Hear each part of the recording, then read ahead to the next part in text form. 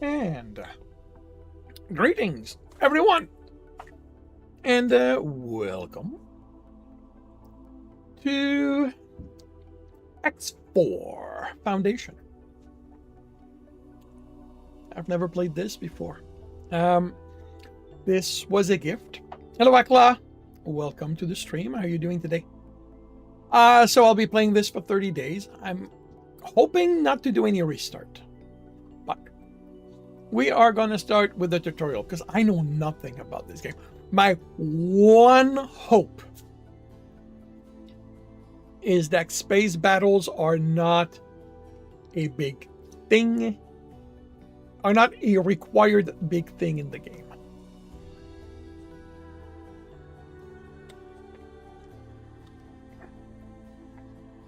Something worth living, there must be something worth living for, trying for, even some things worth dying for. And if one man can stand up, too fast.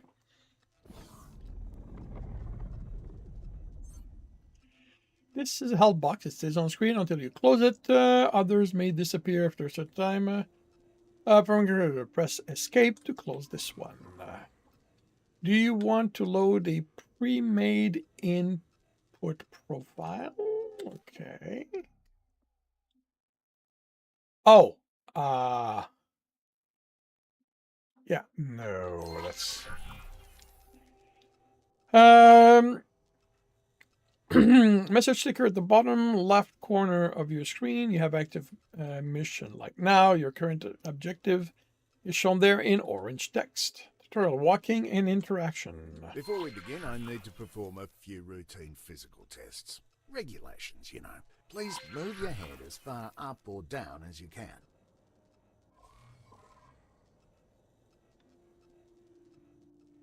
Okay, now please walk a few steps.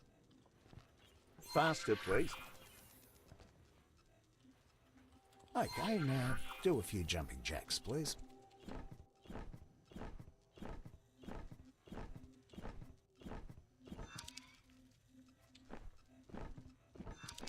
Finally, a few squats, please. Great! You seem to be in good physical shape, so we can move on to your flying lessons. Let me know how you want to proceed. Yes? We'll start by using the transporter room outside to go to the docking bay.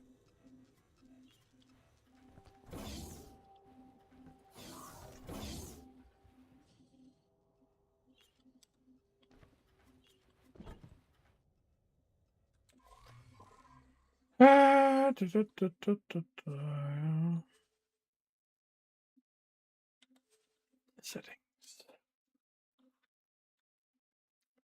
I am doing well. Yourself, Akla, what are you up to today?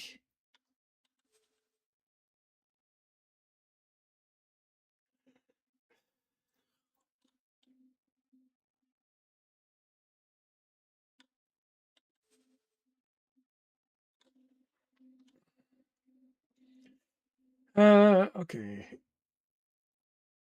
Interaction.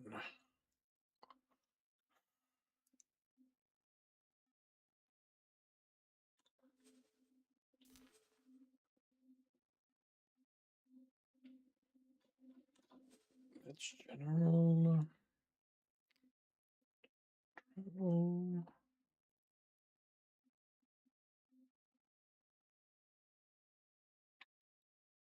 Did I clean and install on Windows? Lost your satisfy organized and organizing things around. Have you considered using Steam's Cloud Save or Cloud Backup?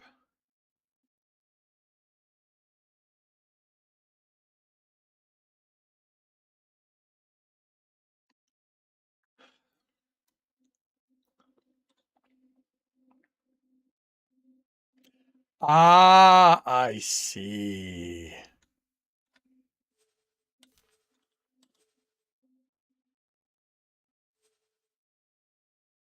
Yeah. Well, actually, you know what? Cancel that for now. Can I roll right? For me, roll right would be better off as a is R. Fire secondary weapon.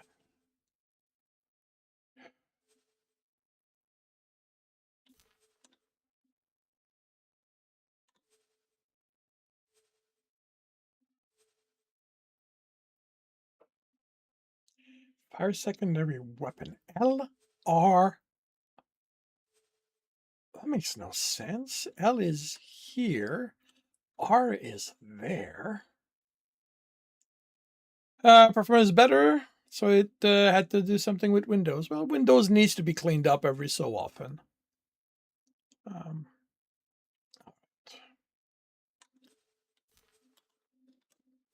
that.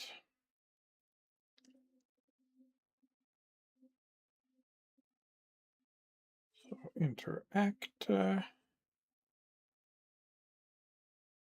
Interaction menu.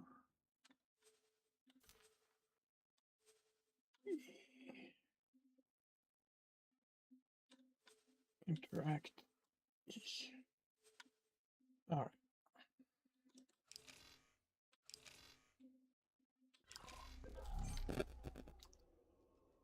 right. Select your ship, Quasar Vanguard. Confirm. From here, you need to embark and take the controls.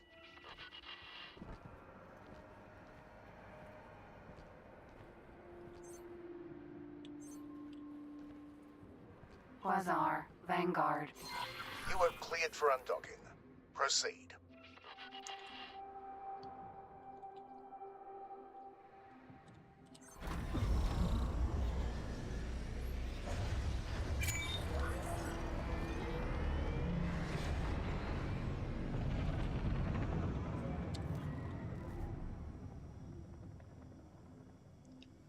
Imagination is the only weapon in the war against reality.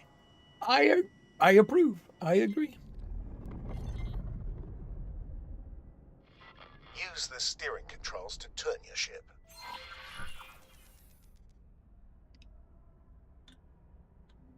Shift and... Is that safe to do? No, I don't want to do. Now, use the strafing controls to move sideways or vertically. Okay, before we continue, make sure there's no obstacle right in front of you. I can't check from here, so I have to trust you on this one. When you're clear, gently accelerate forwards.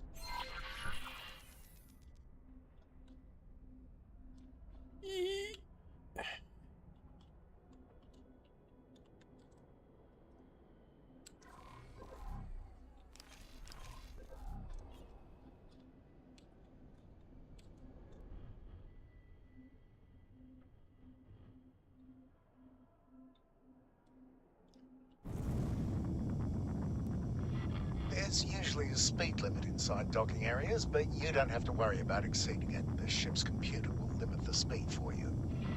You can also fly backwards. Try this now.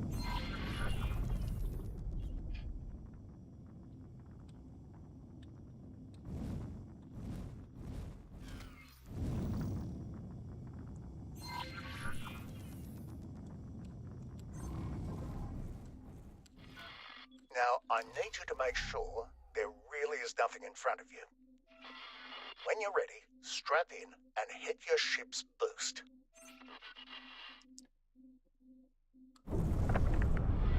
You have a limited pool of boost energy. I've prepared a little course for you. Please fly close to each of the navigation beacons in turn.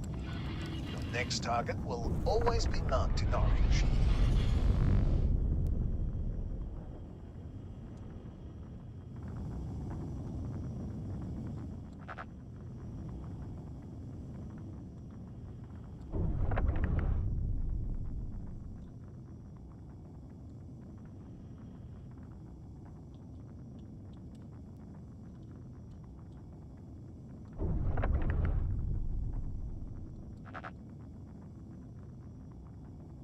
Okay, where's our boost indicator? Or do we not have that?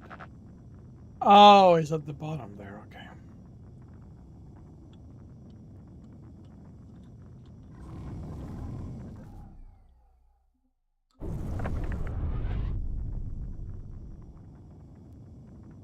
Why am I slowing down?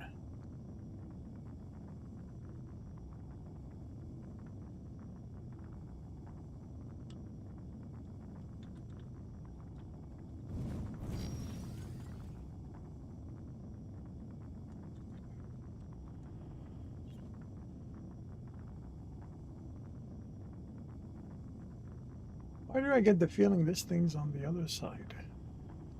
Oh, it's right here. Okay.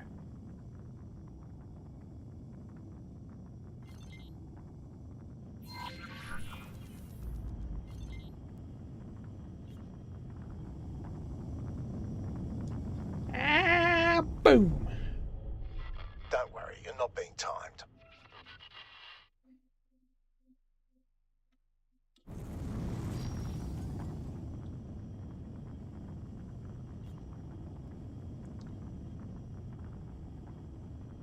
Probably a good thing, because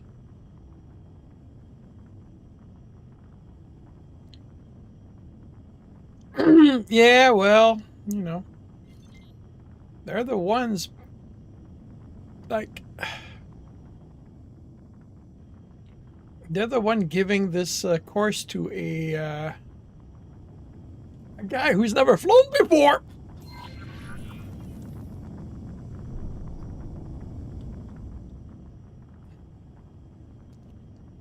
Like I'm really really sorry, but what kind of idiot puts this course in the middle of the station?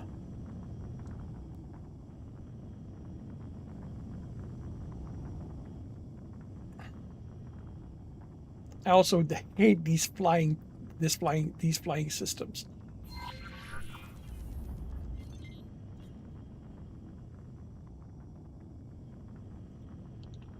And welcome to the stream, Mike and Tropa. How are you doing today?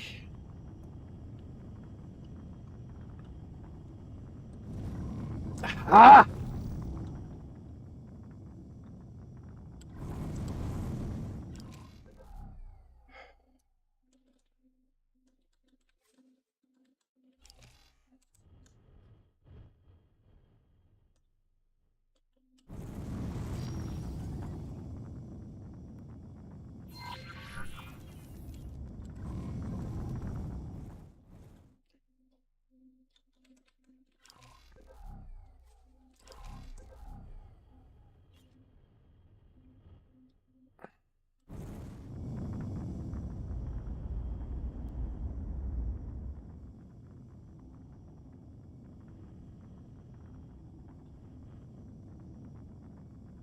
Ah! Isn't there any lights on this thing?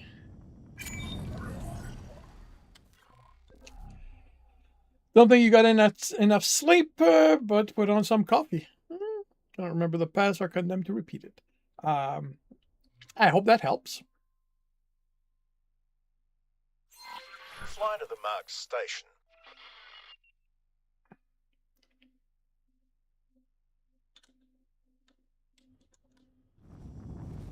Oh. Okay.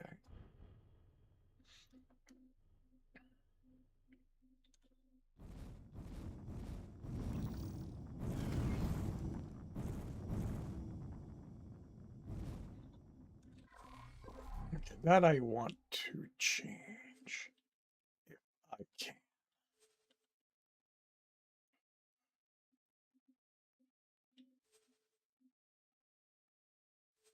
Keyboard and mouse. Throttle. Invert.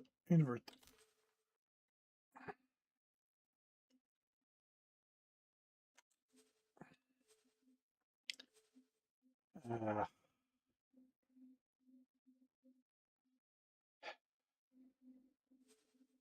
yeah, I'm gonna have to learn to live with it. Because there's no inverse this. Like there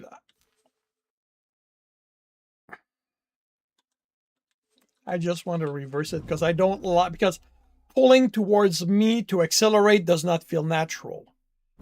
I have to to scroll to me to accelerate. That to me should be going in reverse. So I'm always going to screw that up. Argon Wharf.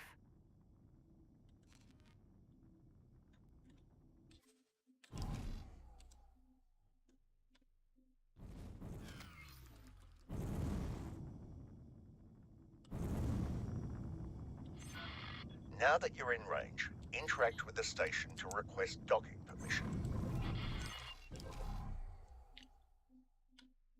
Right mouse button to interact. Follow the trail of lights to your assigned dock. Need some writing sprint. Good luck with that.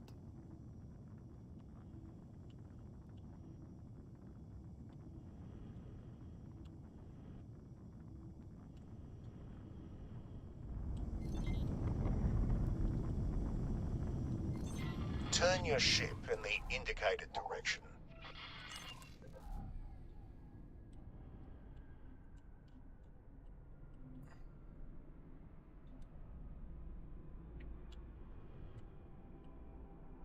Thing is, this is not turning my ship.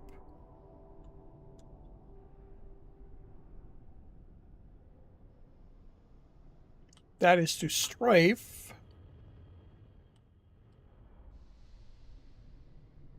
That is to roll.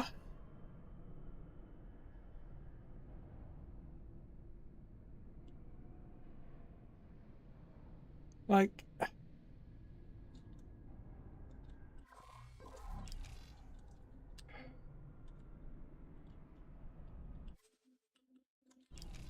Autopilot engaged.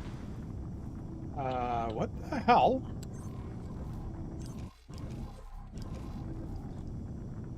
Buddy, how do I deactivate the autopilot? You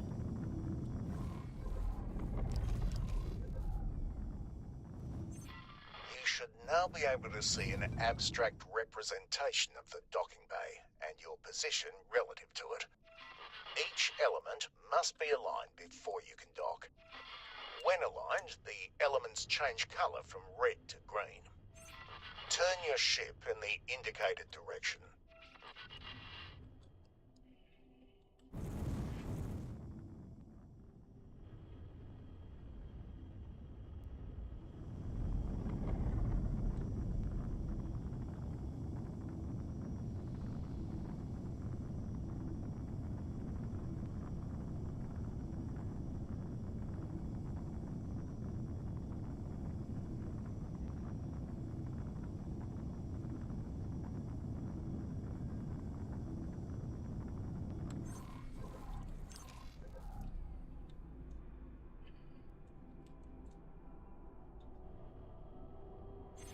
I usually align my orientation first.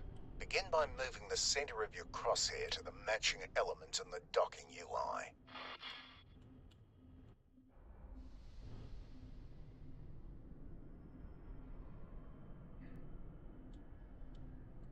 So how do I go down?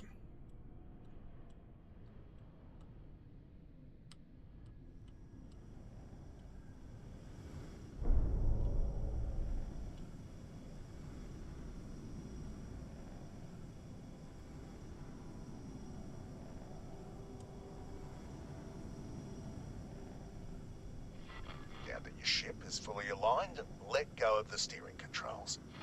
There's a triangular element pointing upwards that represents your ship's position over the dock.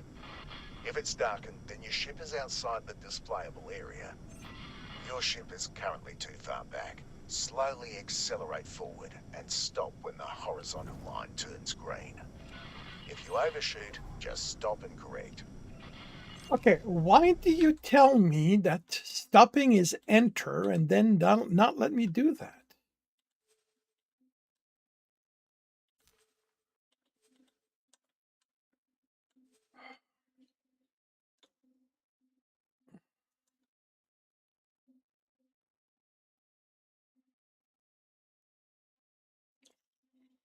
You think it might be the actual one beneath my insert and home key? The problem is I don't have a standard keyboard. I do not have an insert/home key. So I can't do that.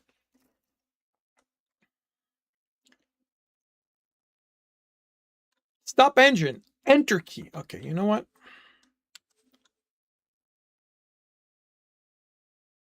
Yes, confirm that.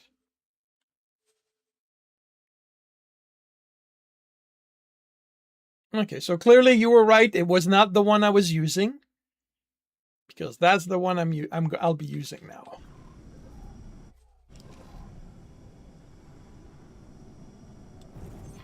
Your ship is currently too far to the left. Move right until the remaining lines turn green.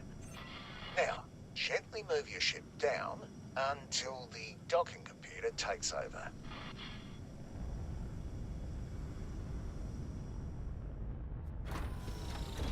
If you can afford them, there are software upgrades that make this process a bit easier. I will definitely do my best to buy that. But yeah, that's something I always have to do because my keyboard is non-standard. I always have to change stuff, which I'm okay with. This next thing is something you are going to be using a lot. I've marked a remote location for you to fly to. Don't worry, I don't expect you to crawl there at your base speed. First, please align your ship so it points roughly towards the target.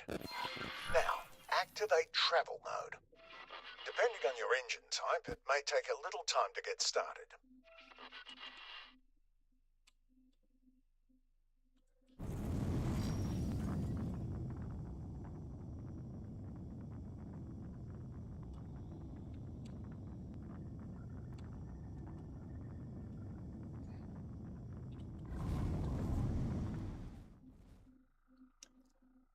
Activate travel mode.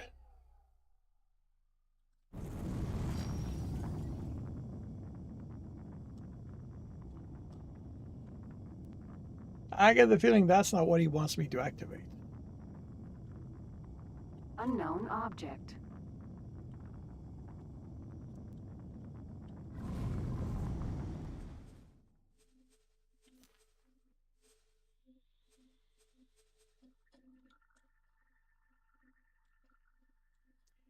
Entry logbook.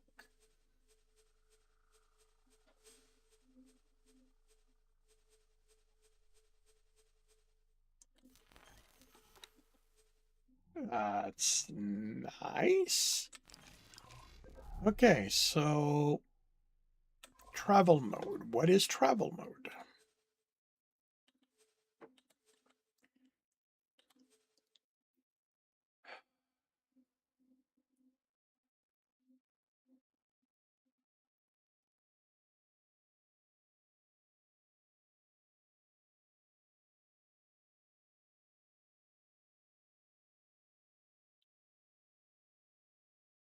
Toggle travel mode. Shift 1.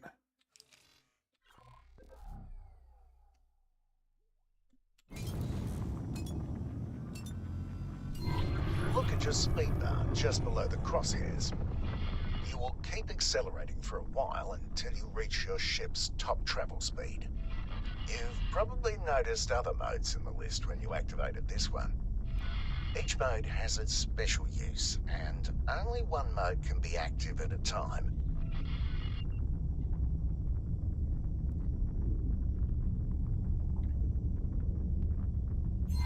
Whenever you're ready, quickly drop out of travel mode.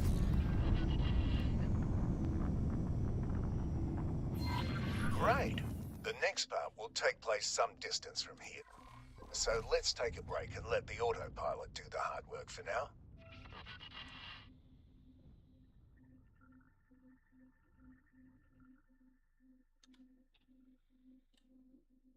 Empty space. Okay.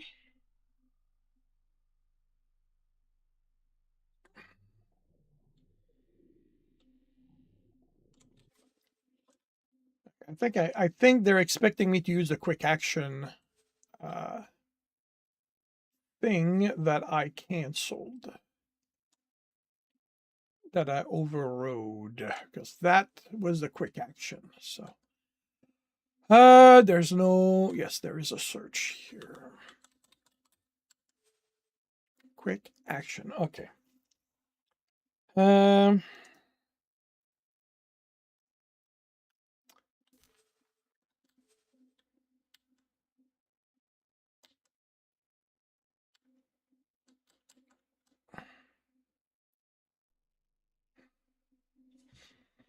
All right, that's not what I wanted, but hopefully it's gonna work.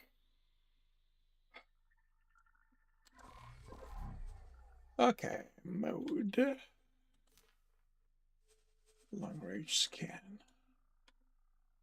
The autopilot automatically navigates to the current objective, engages travel mode when appropriate, and makes use of gates, accelerators, and highways. It even avoids obstacles in the way. Well, mostly, which is why you still need to be at the controls. You may notice that it sometimes turns travel mode off when everything seems wide open to you. The safeties are on a bit of a hair trigger, probably to keep insurance rates from skyrocketing.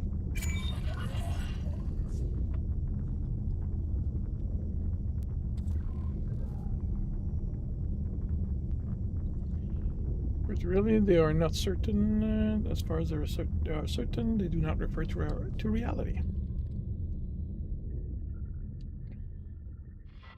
Today, we'll learn how to use the various means of travelling between systems and sectors.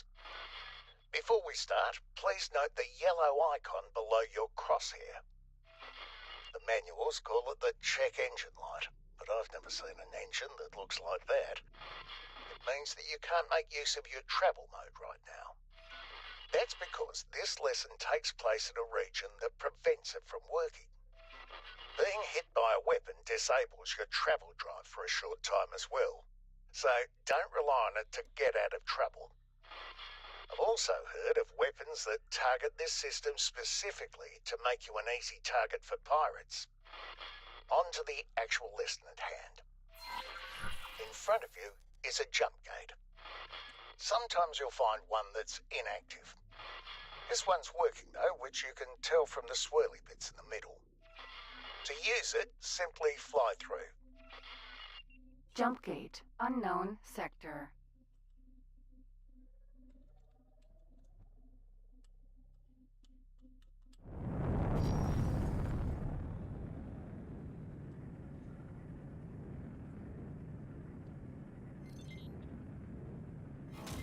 That's all there is to it. Now, I've been told that the technology is totally different, but in practice, these accelerators function pretty much exactly like jump gates. Fly through this one. Always rushing to jump to an unknown sector. Yeah, well, I'm being guided there, so.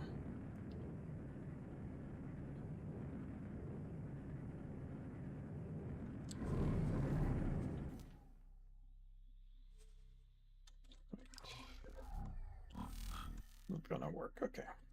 I guess we're going there slowly.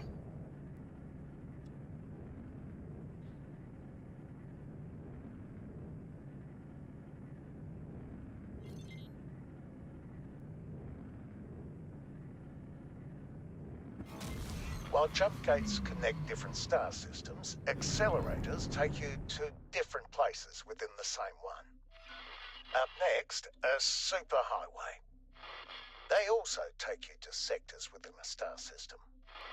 The main difference is that they are directional, so you need to use the entry gate, not the exit. Fly into the entry gate. Superhighway. Unknown sector.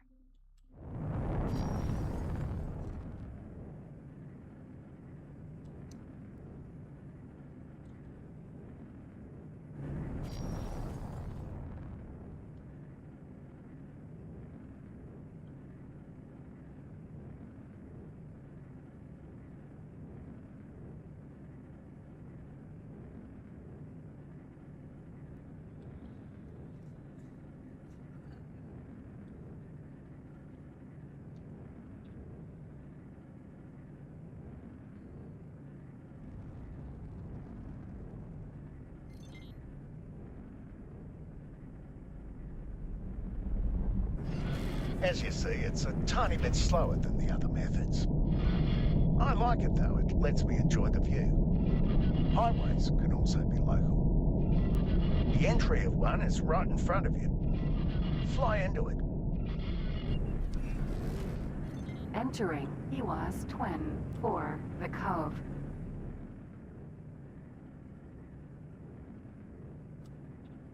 Highway.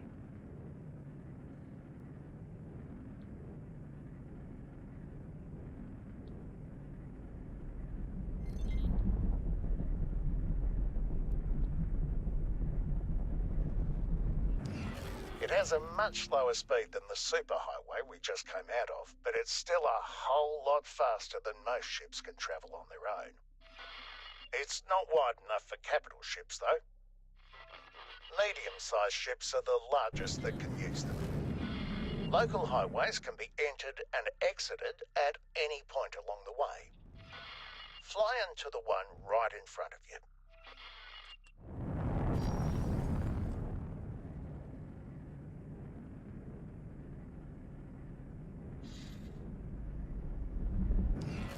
This highway is special in that it leads you right into a jump gate. You don't have to do anything. The transition will just work on its own. There we go. Please pay attention to the objective in the corner of your HUD. It's counting down to when you should exit the highway. Wait until it's done, then exit the highway. How?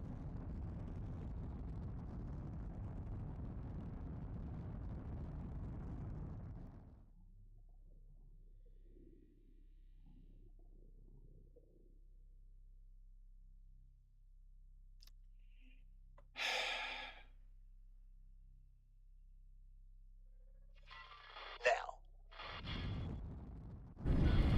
Well done. Combat! That's going to be annoying. Stars are holes in the sky from which light of the infinite shine. Not really.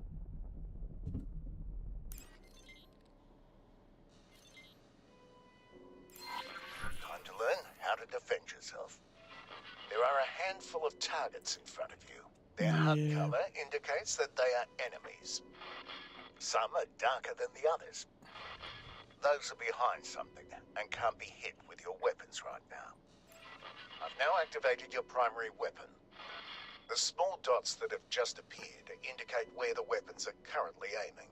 They will automatically track your current target as long as it's close enough.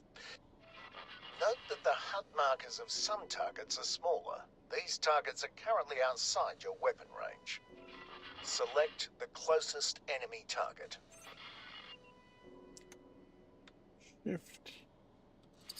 A new HUD element has appeared right in the center of the target. This is the aim ahead indicator. It shows you where you need to aim, which is especially useful if the target is moving. Slowly cycle through all the targets. Cargo drone.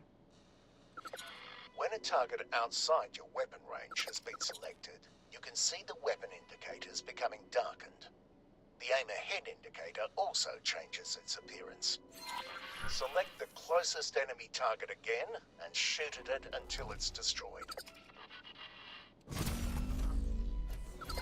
Keep destroying the targets. You'll need to move closer in order to hit some of them. If you look to the right of your crosshair, you will see bars next to your weapons that gradually fill up when you are firing. This is heat. It automatically dissipates when you stop firing. This happens more slowly if there are multiple weapons cooling down at the same time.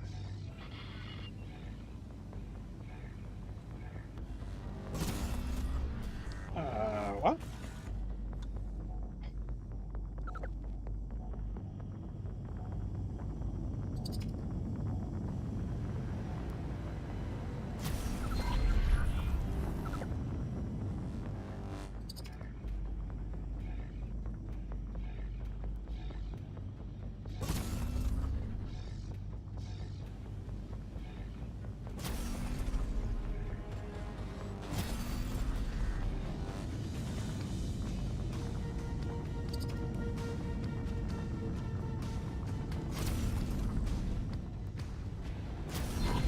This target is much sturdier than the others.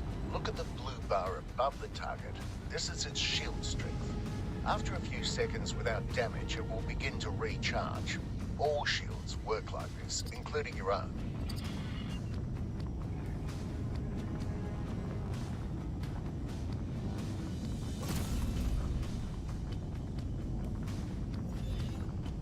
We cannot tolerate your actions.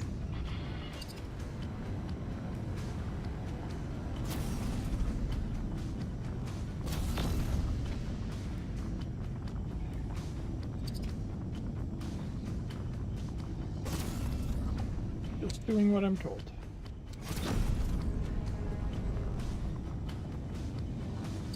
Blame the guy giving me the orders.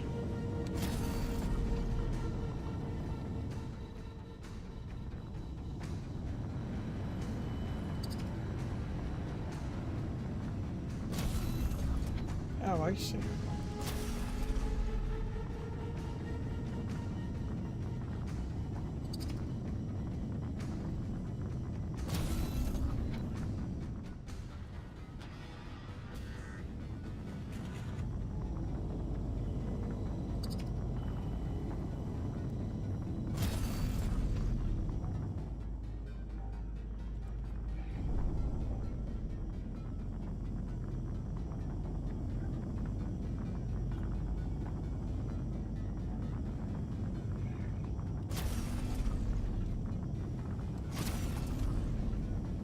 Courier. Mineral.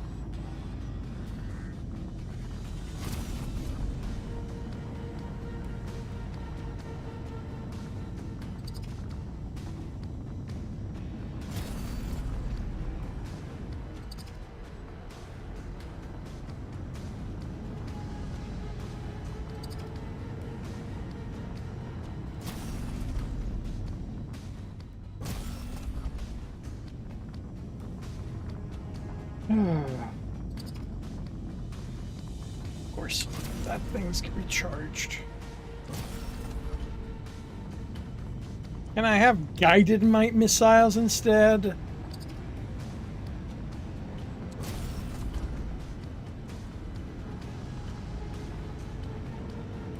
This is why I don't want to do fighting.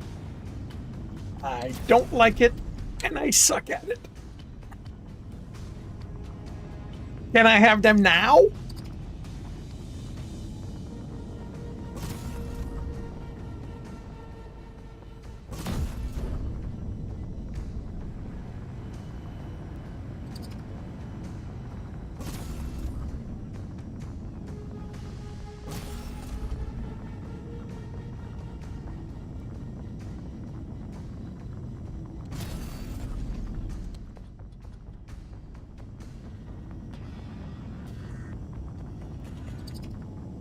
This is gonna go on for a while.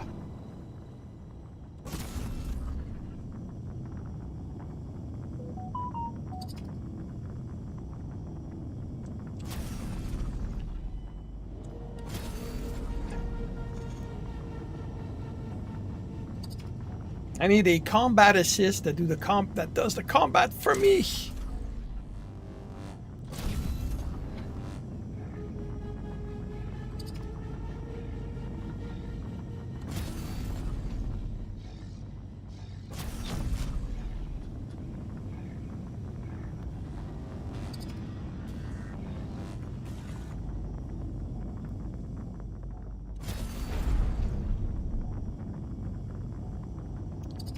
Well, the problem is that my guns take a long time to recharge.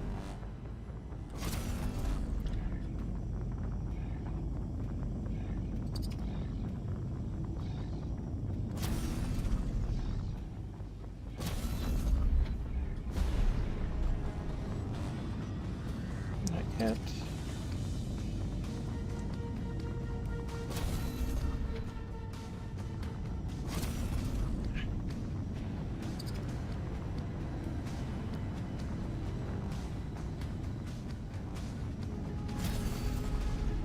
Oh, great. The bleeping shields are coming back. Ah.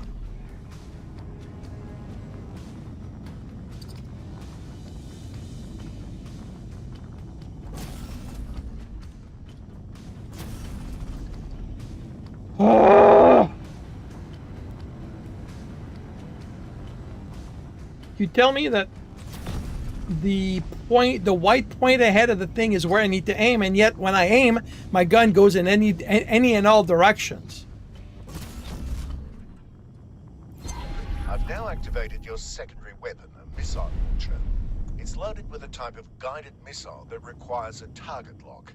Please select the target in front of you. You can now see a lock being acquired. You may fire when ready.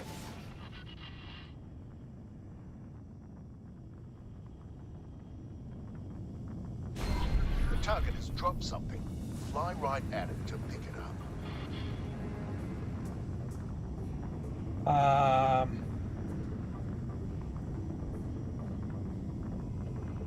You know what? I'm so not doing this right now.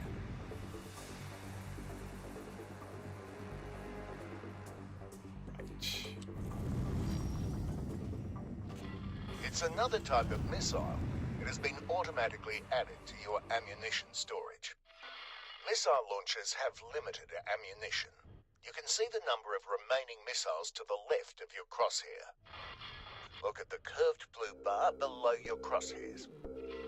I'm going to demonstrate damage to your shields. Wait for it. There we go. It's recharging.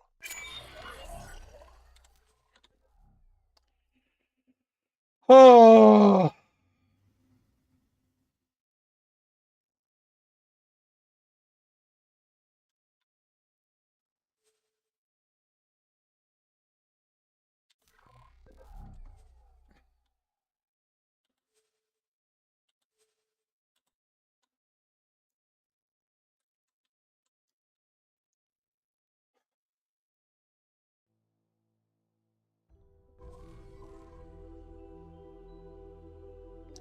Okay.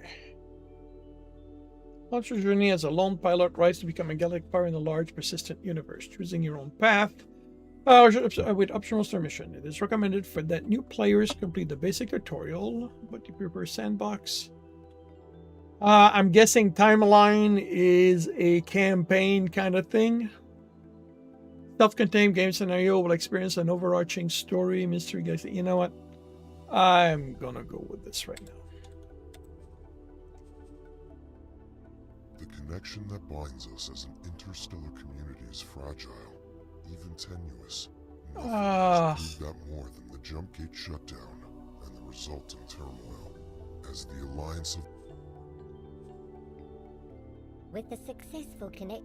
Okay, it requires expansion, requires expansion, requires expansion, requires expansion. Okay. Foundation. Okay, In those the settlements of the Reach, a peculiar sort of nobility holds sway.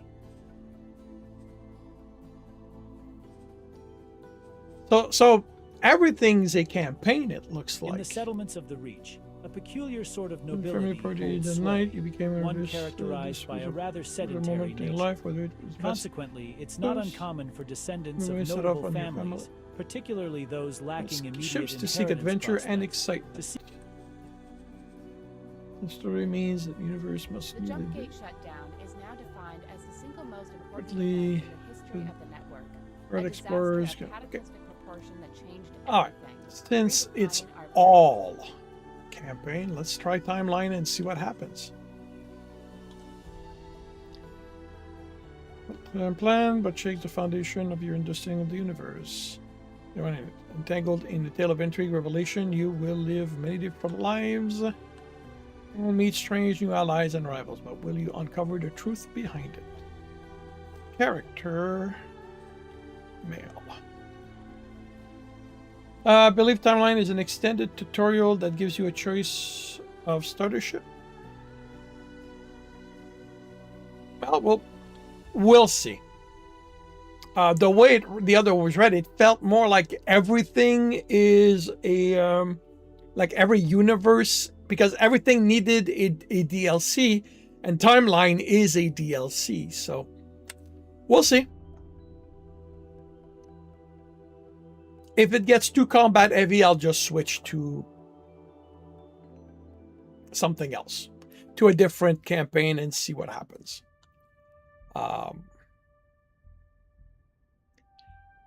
Successfully Hustling start the the border game. territories is a risky business.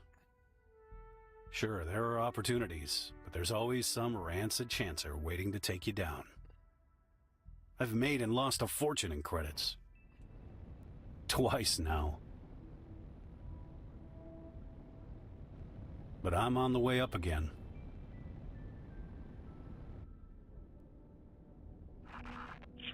And this time, I'm gonna stay there.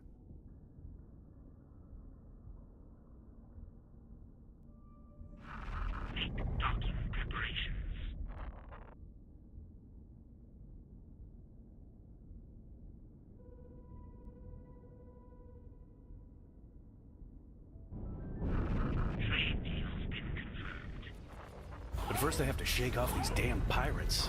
Oh.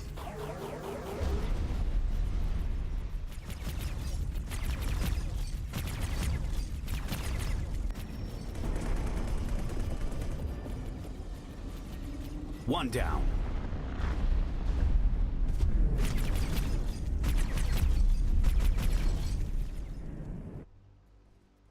Two down.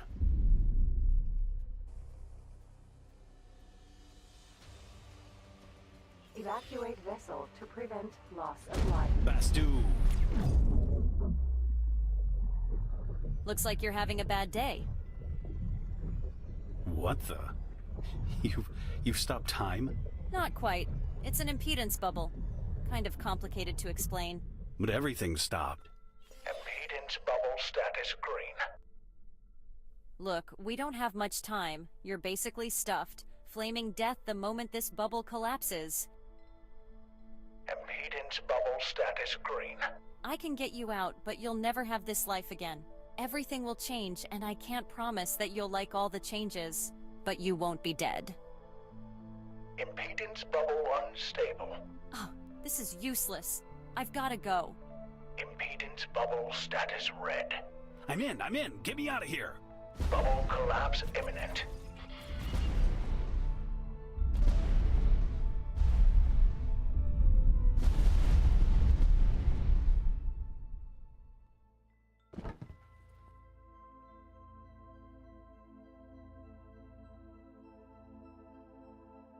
Welcome to the facility. How do you feel? Fine, I think. It's not like you're Don't giving push options. yourself. Take your time. I'm Lissa. This is Tamingtal and MD, Mission Director. Oh, I'm Harper. Harper Donnell. Where am I? The facility. I think this one has a hearing problem. It is your honor to meet me, Argon Dono. It is also a pleasure to have more company in the facility. What is this facility? Where are we? I mean, where is this facility? Where isn't really the issue. It's good you're sitting down. You're in the year 2042. What? Time travel? Not exactly. It's complicated. The high-ups know the details, but to be honest, I don't really get it myself. Tell him about the missions. I'm getting there. I have to do missions for you? Yes, I told you that your past life is now left behind. You will never go back. But you're here for a reason, the same reason as the rest of us. This is the mission hall, where we execute missions on behalf of the high-ups. Time travel missions? I think this one is damaged. He's not understanding the words you are saying. Do you understand the words we are saying? Be calm, Mission Director. It is perfectly reasonable for an organic creature to be a little confused under these circumstances. Harper, the missions are not time travel, but they seem like time travel. Don't stretch your cognitive limits trying to grasp this just yet. We have all been brought here to undertake these missions for the high-ups, as Lissa puts it. And we don't get to leave the facility except on missions. I know it's not ideal, but it beats flaming death, right? We need to give this one a medical. Do you need medical assistance? Okay. I get it. Great. Just relax and recover. Explore the facility. There's a room designated for you. Let me know when you're ready for your first mission.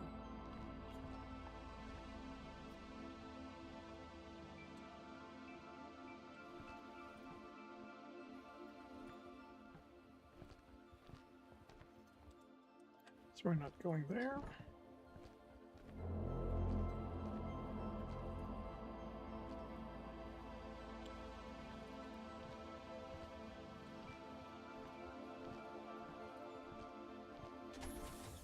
What is this place? An anechoic chamber? Darkest place I've been. Air tastes stale. Eerie.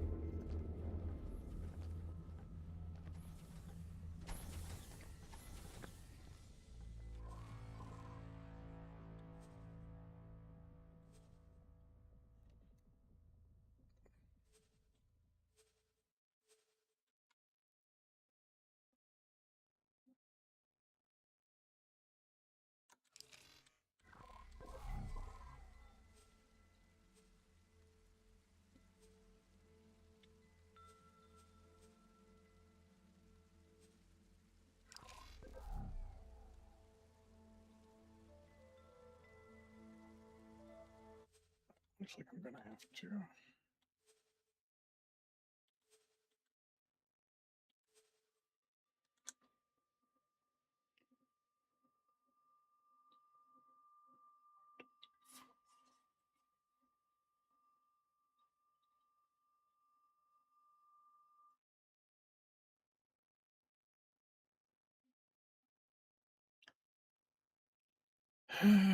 Logbooks, logbooks.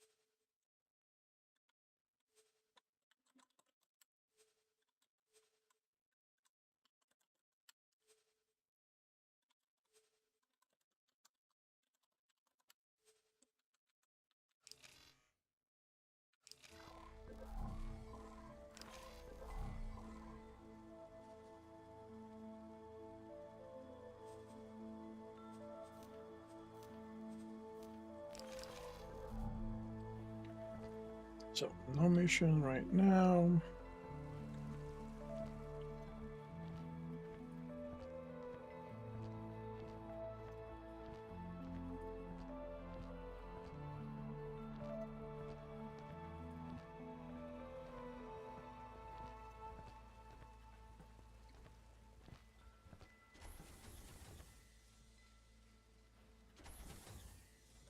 Oh, wait a minute. Do they all open? No, they do not. Okay.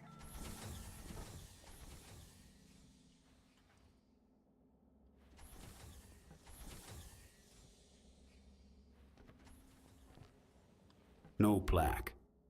But someone lived here until recently. Wonder where they went.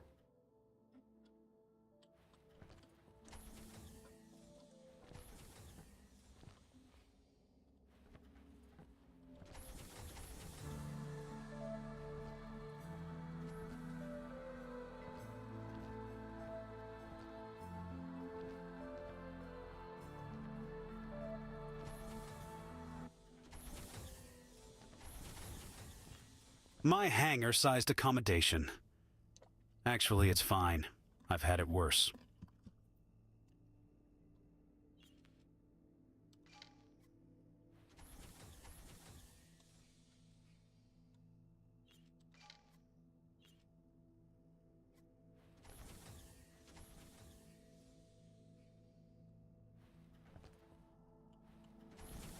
And I lock the door.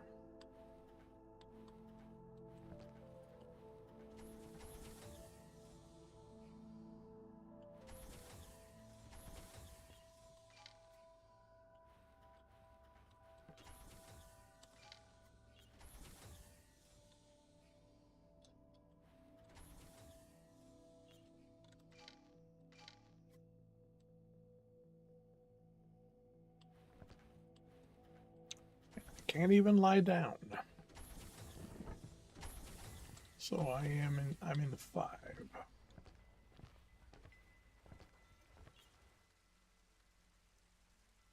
Hello, Argon Donald. Have you undertaken your first mission yet? I've not got around to it just yet.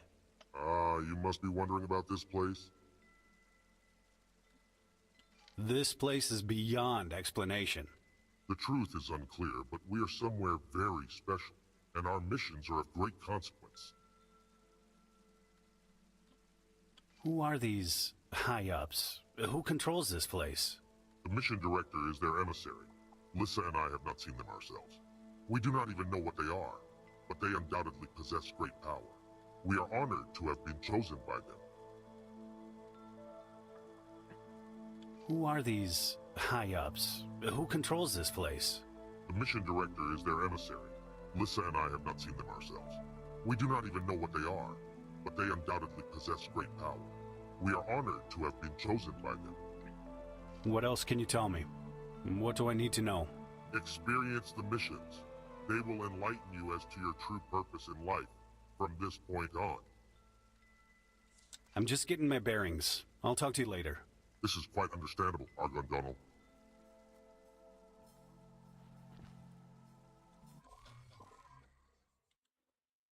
I do not let harmful people on my stream.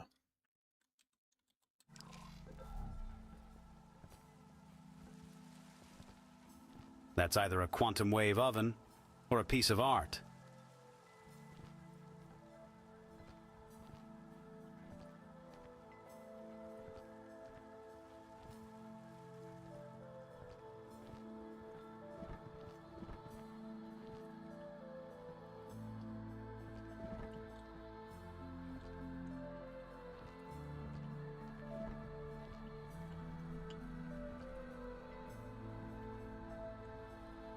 Oh, you can't even have coffee?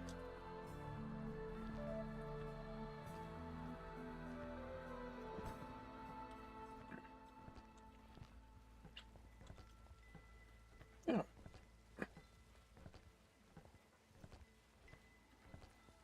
Let's go talk to Lisa and see about getting this thing started.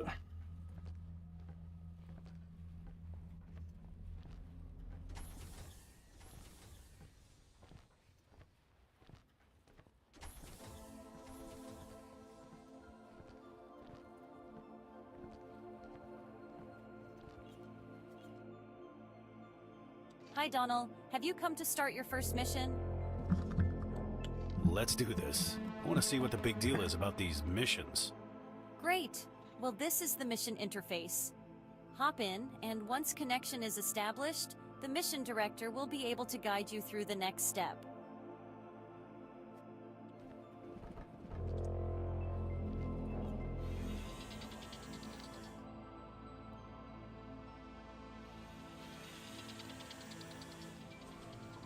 Mission interface connection established. Glad to see you finally decided to earn your keep here. For the first mission, we'll take things easy. During the mission, you will be able to communicate with a copy of me that is uploaded into the mission with you.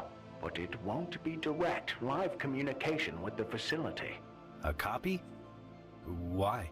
My intelligence is just too big and complicated. I've used the mission interface before, but it just glitches constantly. It's very annoying and leads to disappointing mission performance. It all just works more smoothly if we use simpler intelligences, such as yourself. No offense intended. Ready to go? Try not to vomit in my nice, clean mission interface.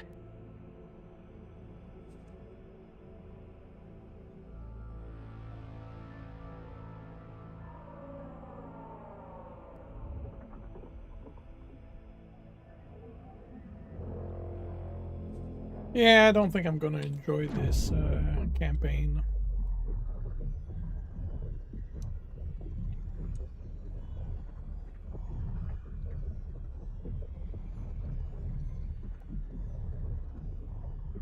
Good afternoon, everyone. Right here in the beating heart part of CEO Scout, we're back once more for another adrenaline-fueled race in this year's Nebula Open Cup. Today's thrilling event is proudly brought to you by Swamp Fizz, the refreshing burst of energy to get you through your day. And would you look at that? It's shaping up to be a stellar day for racing. The racers are geared up and ready to unleash their ships along this high-speed course. Today we have a new racer, ready to take on the established giants here.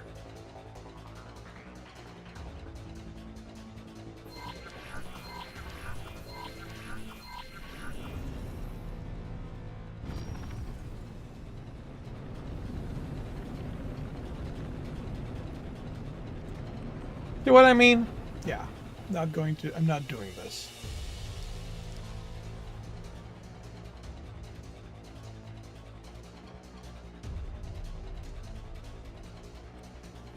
Yeah, this is not going to be for me. I'm gonna see about the basic foundation things and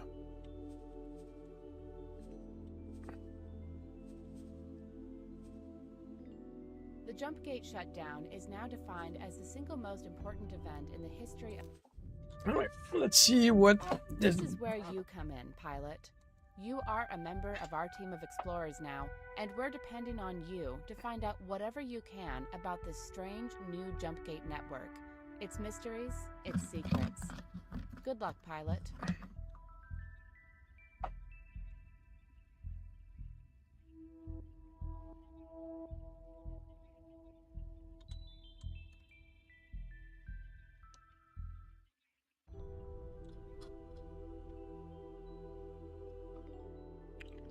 You're an arm in all the dark places you must walk.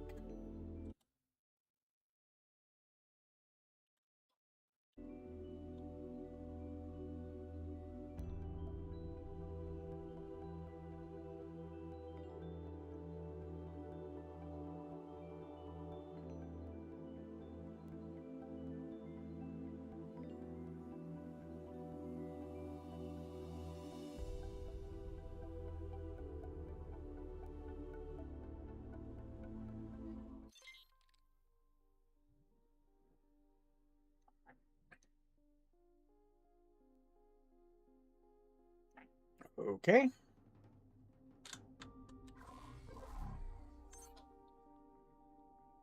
About missions, activity, the tutorial, and help menu with H.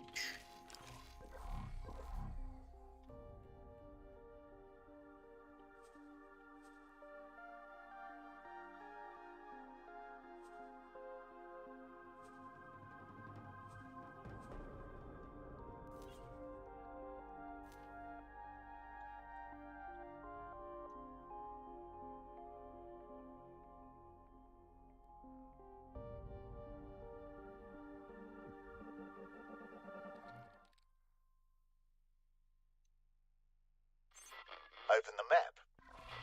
It might be your most powerful tool, but it can be overwhelming at first. We'll cover the basics today. Let's begin with the icons. Open the highlighted menu.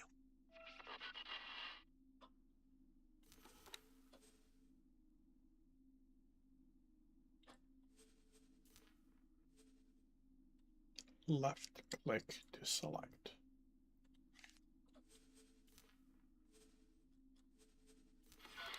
The legend shows you the meaning of the different things you see on the map.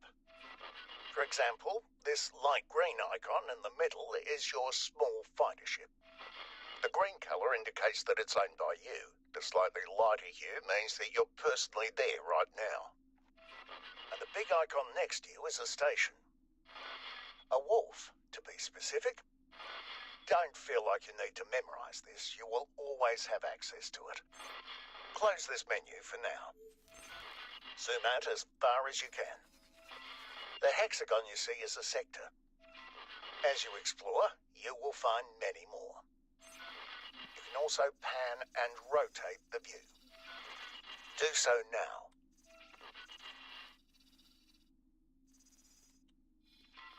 Good. If you ever get lost, you can always return your camera to the current location. Try it. Left click on the highlighted button to view my ship.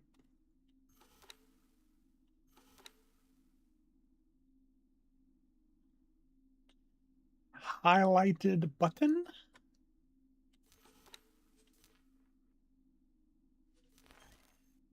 Holy cow. Select an object. This selection is different from the target you select outside of the map.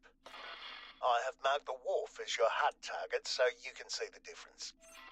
Clear your selected object for now. As you can see, this does not affect your HUD target. Now interact with your ship.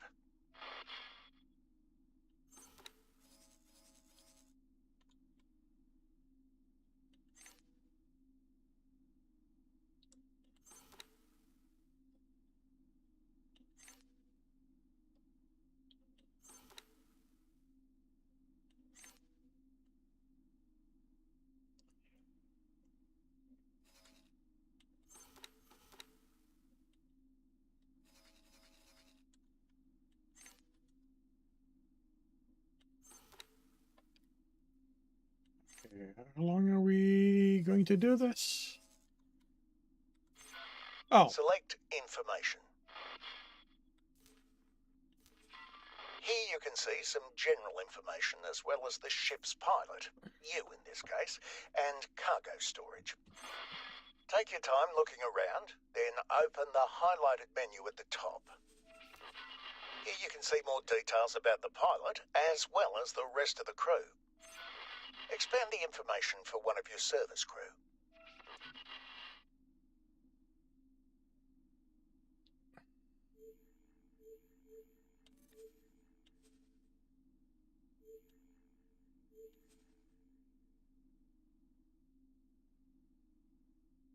One of my service? Oh. Now you can see a detailed overview of this person's skills. Sometimes individuals can have an aptitude outside of their current role and might be worth reassigning to a different role. You can assign roles and perform other advanced actions using the various tabs of this menu. We'll cover those actions in later lessons. Close this menu to move on.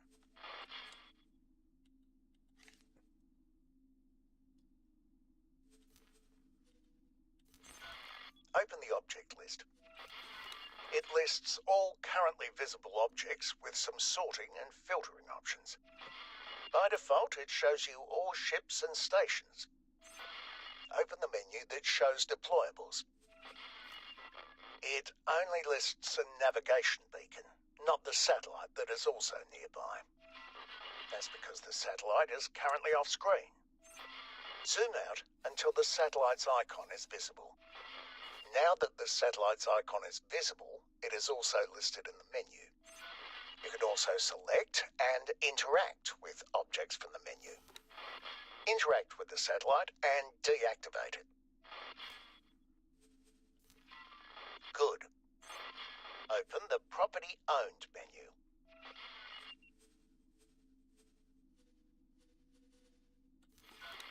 This menu lists everything you own, even if the icons are not currently on screen. That is why you can see another ship here, but not in the object list. Focus the camera on the other ship. The camera will now follow your ship until you manually move it again. Zooming also keeps the camera focused on the ship now, and not on the cursor position. Try it. To stop the camera from following the ship, simply pan in any direction. Do so now. And those are the basics of using the map. If you want a refresher on what certain menus do, you can activate a help overlay with a highlighted button. Do so now. Highlighted button.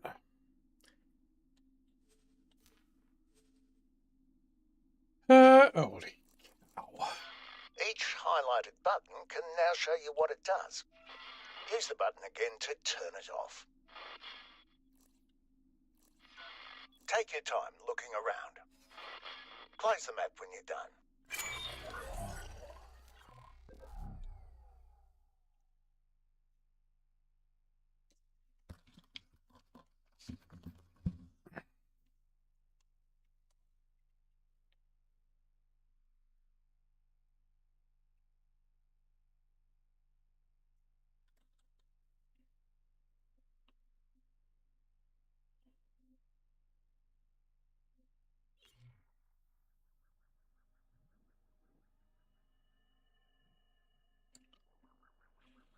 Uh,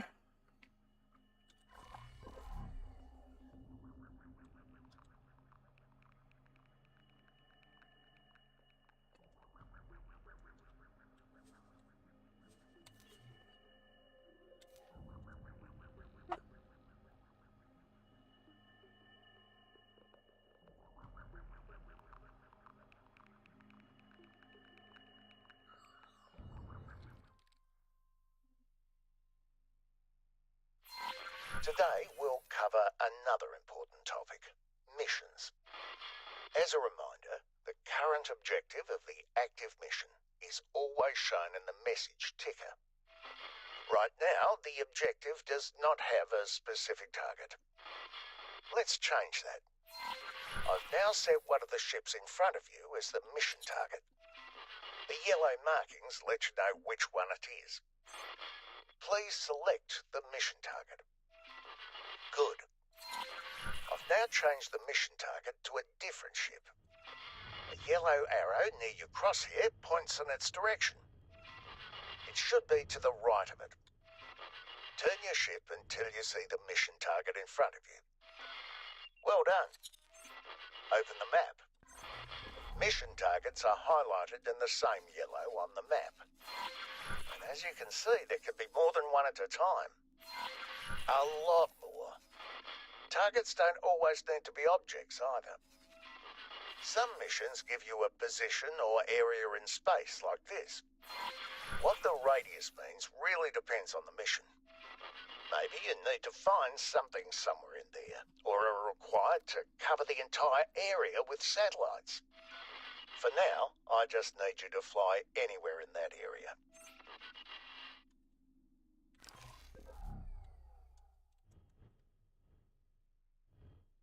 Empty space.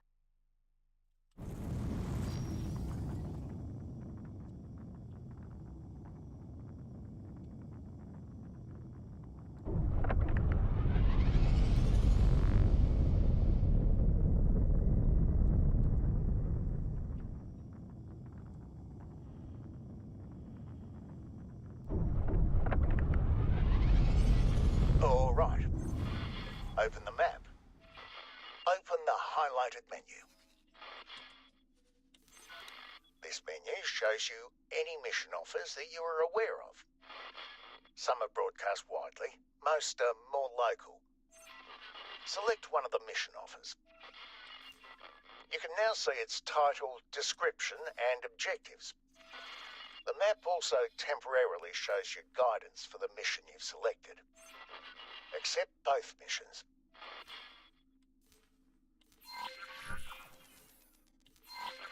Good. You may have noticed that the mission area is no longer marked. That's because you can only see guidance for one mission at a time, and accepting a mission automatically activates it. This doesn't mean that inactive missions are paused. You can still progress and even complete them while they're inactive. And of course, you can choose which mission should be active at any given time. Open the highlighted menu. Here you can see all of your accepted missions. The active mission is shown in yellow. Select the inactive training mission and activate it. Right action, wrong target.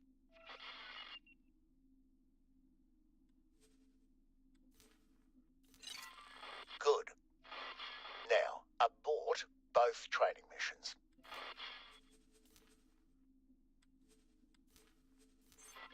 You have no guidance now. This is because one mission ending does not automatically activate another mission. Activate the remaining mission yourself, please. Good. Now, please zoom out, find the station in the other sector, and interact with it.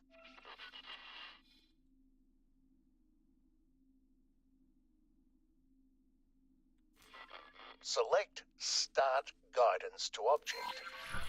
This isn't really a mission, but guidance is now temporarily switched to lead you to this station. Rather, it would do that if you knew the way. Your computer doesn't have the necessary jump gate in its database, so it's showing you that you need to find it in order to proceed. I'm marking the gate's location on the map. Look for a question mark. Close the map and fly to it.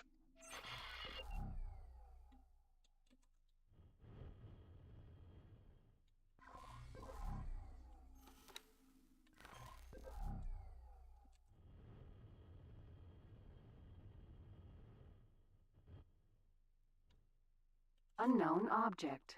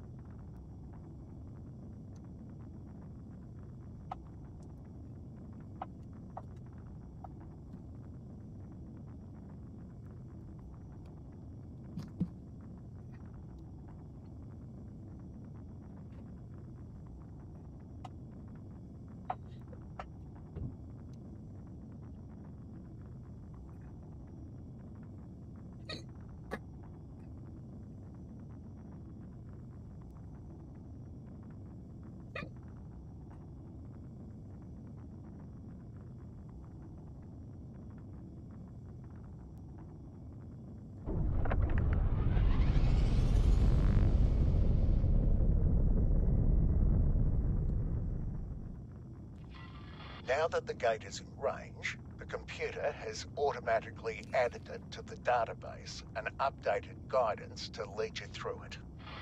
Follow guidance until you're at the destination.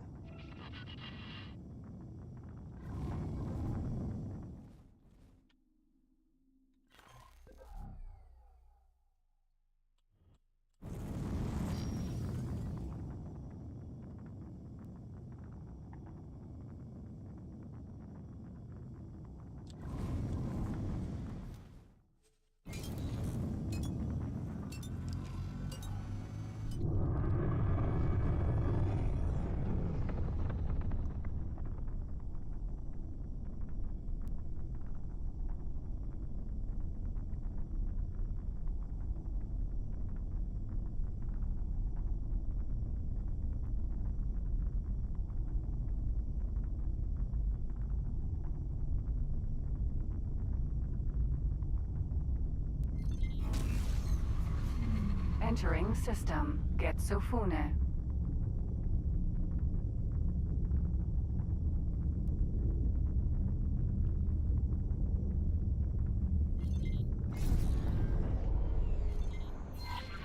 Probably done. not what I was supposed to do. Unlike real missions, this one has automatically switched back to giving you guidance for the previously active mission. You can also get this kind of guidance by asking people for directions to certain locations or people. And that's it for this lesson.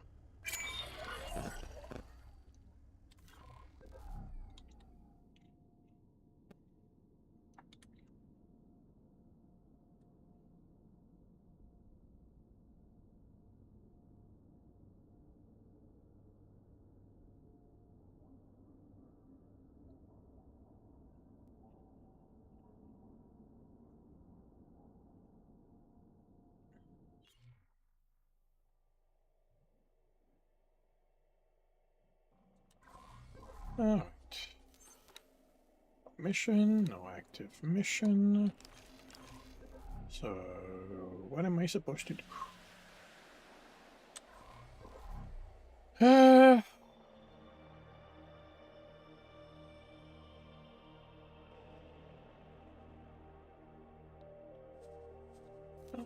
Let's go through the tutorials.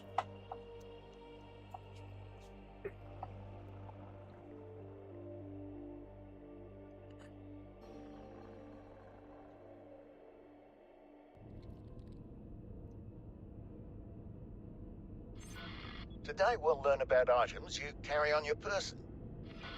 Open the inventory menu. Here you can see every item you're personally carrying around and their value. Inventory wares are sorted into several categories. Crafting wares can be made into something, usually either something useful or valuable. We'll do that later. Paint modifications can be applied to your ships. You'll learn how to do that in another lesson. General wares are usually useful in some way. This seminar, for example, can be given to an employee to increase their management skills. Trade wares are rarely useful to you and can usually be sold off. You've probably noticed that some wares are shown in orange. These are illegal, at least somewhere. If you accidentally pick one up, you can drop them from here. Use the highlighted button to drop all illegal items now. You can do this for any other ware too. Please drop any amount of tradeware now.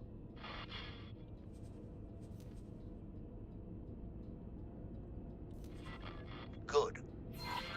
Go to the Traders Corner. You can walk there directly or take the transporter.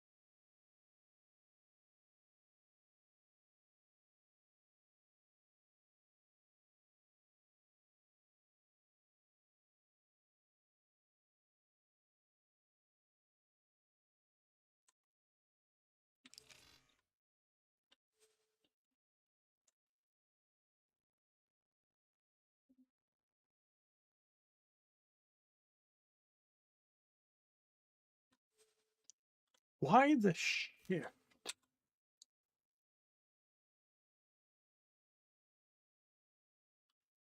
Okay.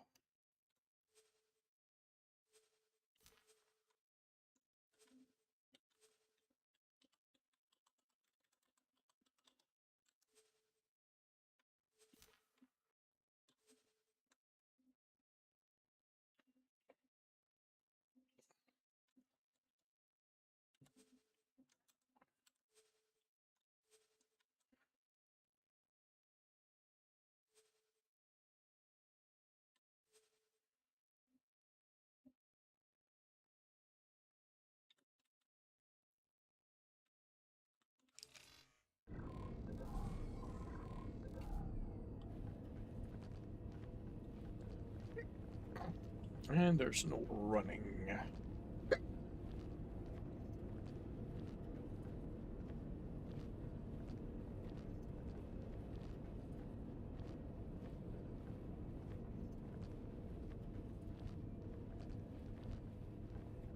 Up your mind.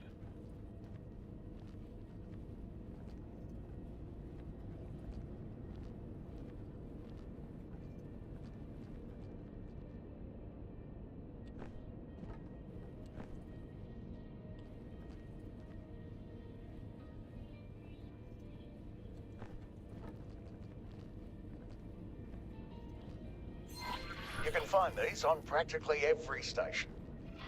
Talk to the trader and choose Show Me Your Wares. Hey, Darth. Yes, new game. Can I help? Hello. Here you go. In addition to general, crafting and trade wares, you can also buy spacesuit upgrades here. I got better thrusters as soon as I could afford them, and I haven't regretted it. For now, buy the entire stock of Agnew steak and rare spices.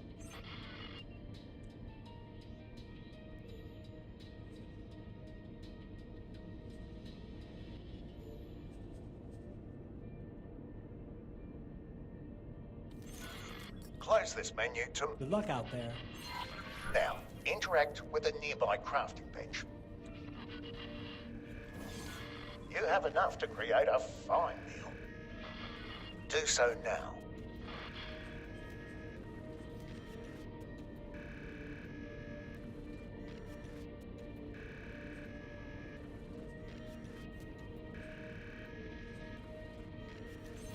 It's worth significantly more than the sum of its ingredients.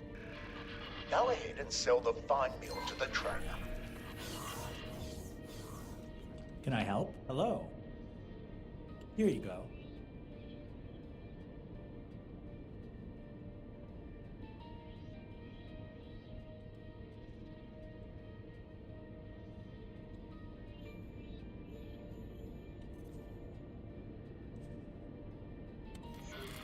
Well done. Good luck out there. Some crafted items have a specific use and may not be bought by traders. These include devices used to overcome security measures, as well as bombs you can deploy from your spacesuit.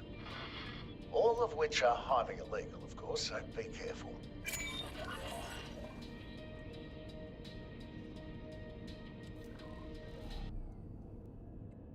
And how are you doing today, Darth?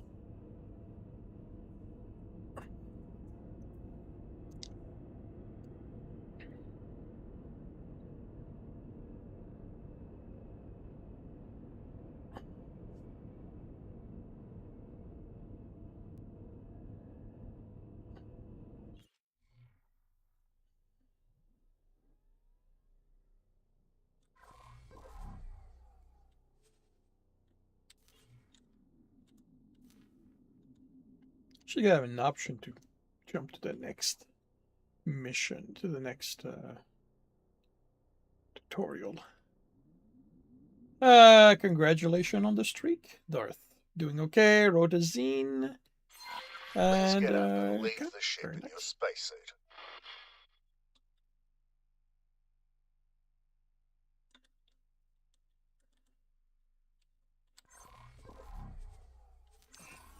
Quasar, Vanguard.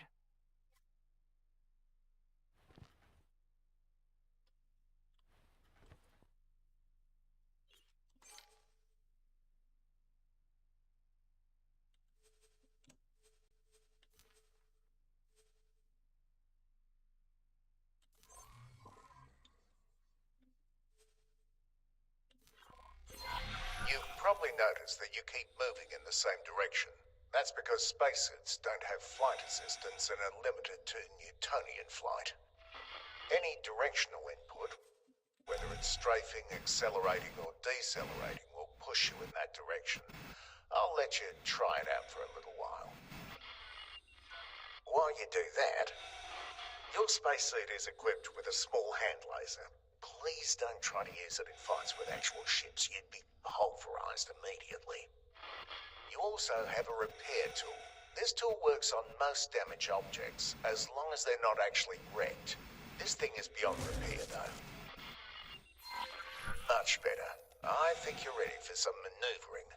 Please fly inside the wreck using the indicated entry point.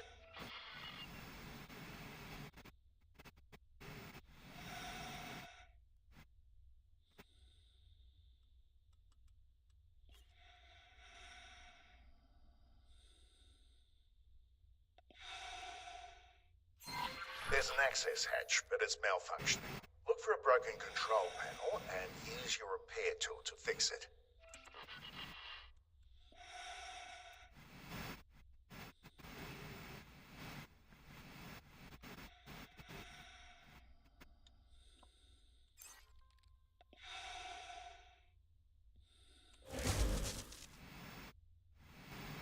Wanted to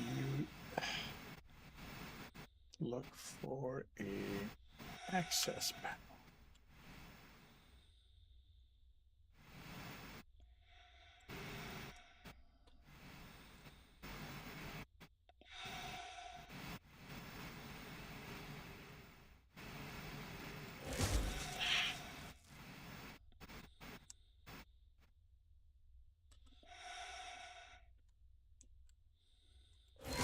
Now, fly into the corridor.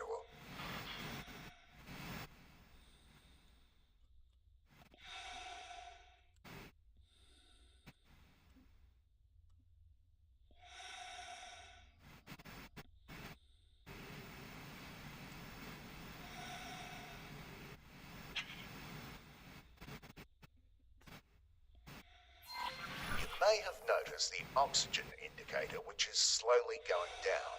There's no need to worry about it. You will be back in your ship with plenty of time to spare. Yeah, sure. If you say so.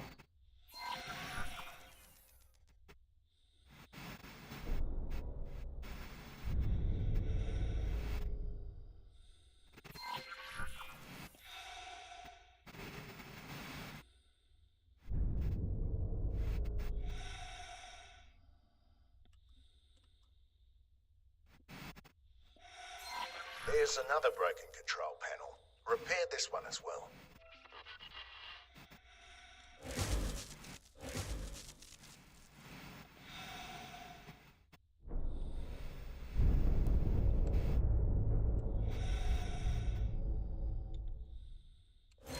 There's a lockbox here. What a lucky find.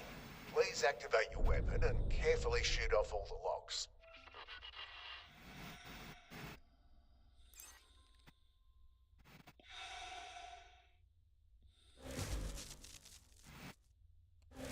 Ship weapons also work, but you have to be much more careful with those. Lockboxes are fragile, and some even explode. Congratulations, you did it. You may keep the item for yourself after you finish here. Please leave the wreck and return to your ship now.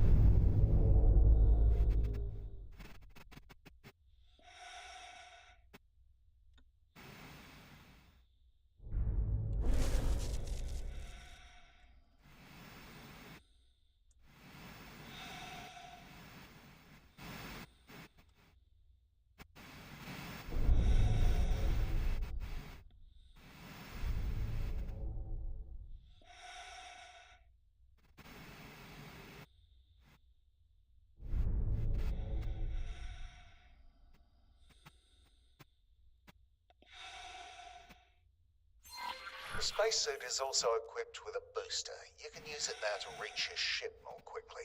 Be careful though, it's easy to overshoot or crash into your target that way.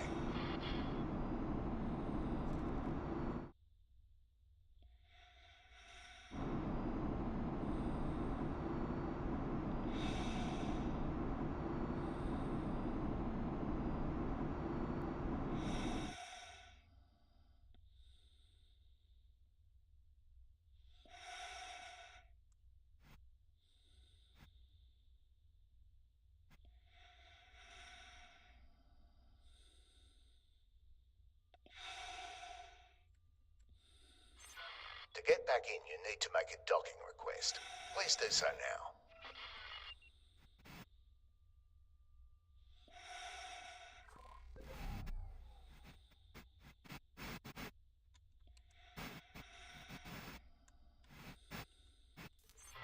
Now, follow the green lights to the dock and fly inside.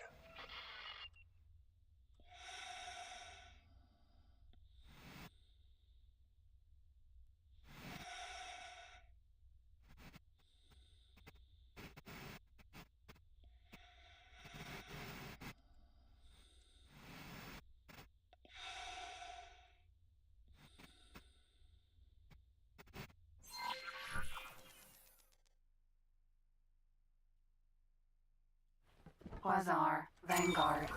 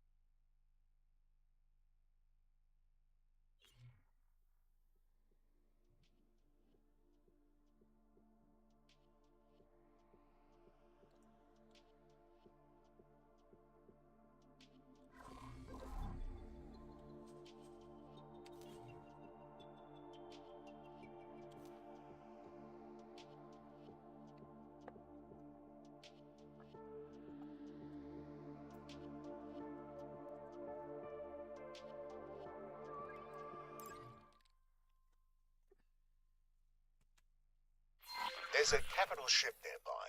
Please approach it. Nomad, Vanguard.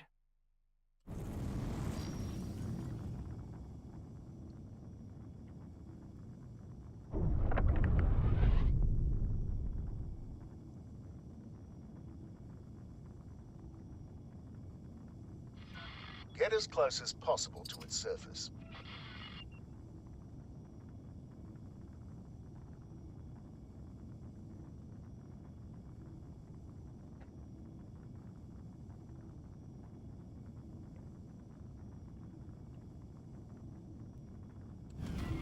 Get much closer than that.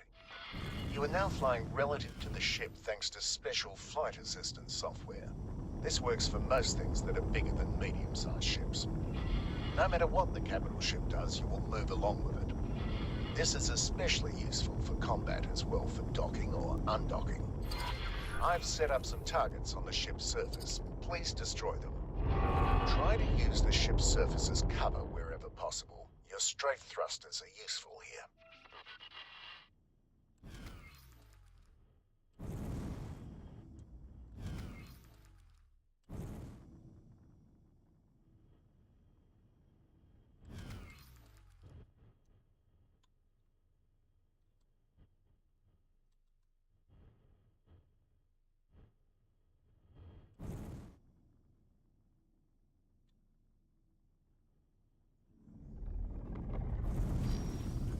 Hello.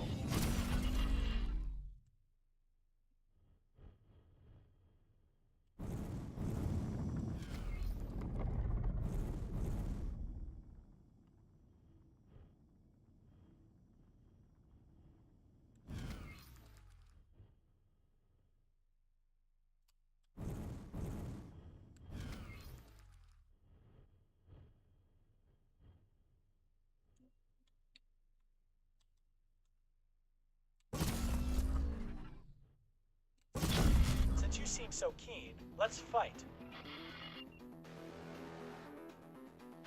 Turret.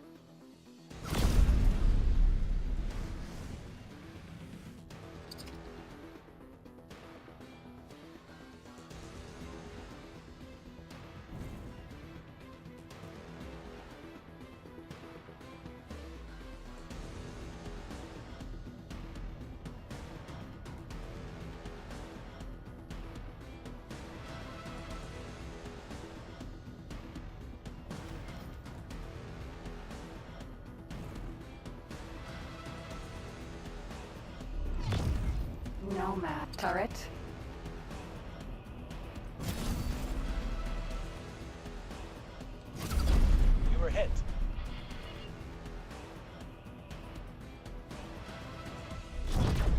You're not in actual danger, by the way. We're only simulating damage to the ship. Now, fly away from the ship's surface until it leaves you behind.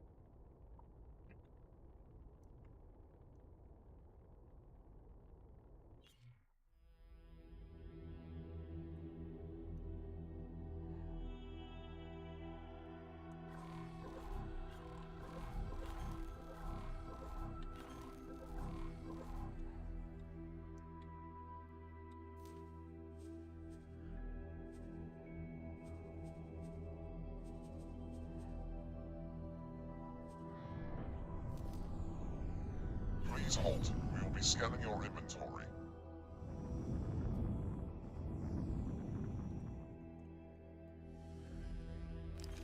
As far as I'm aware, I have no inventory.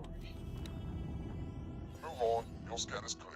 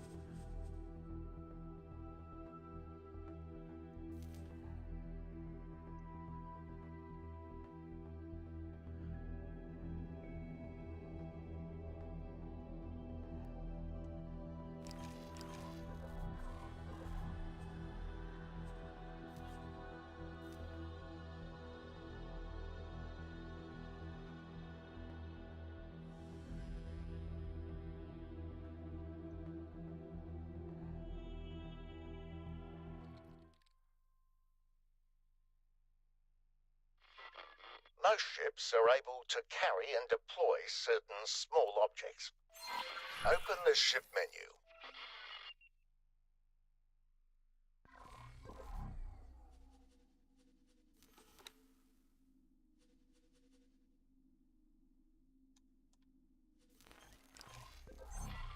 Select the option to deploy a civilian object. Then, select the satellite. The satellite has been successfully deployed. It's now sending its gravidar data to you, so you'll be able to observe this space on the map remotely. You can also pick it back up. Select the satellite as your target.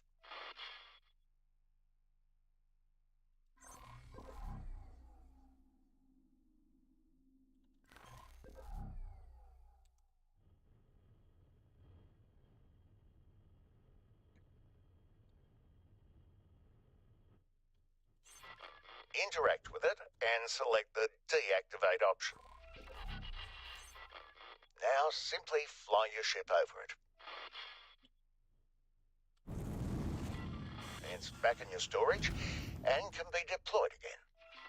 Navigation beacons are a cheap way of marking a location. Resource probes help with mining. We'll cover them in another lesson. I've unlocked military deployables. Deploy the mine.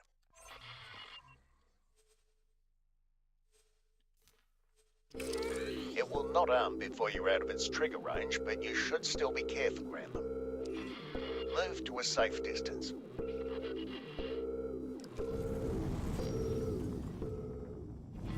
Other types of mines can move to track targets.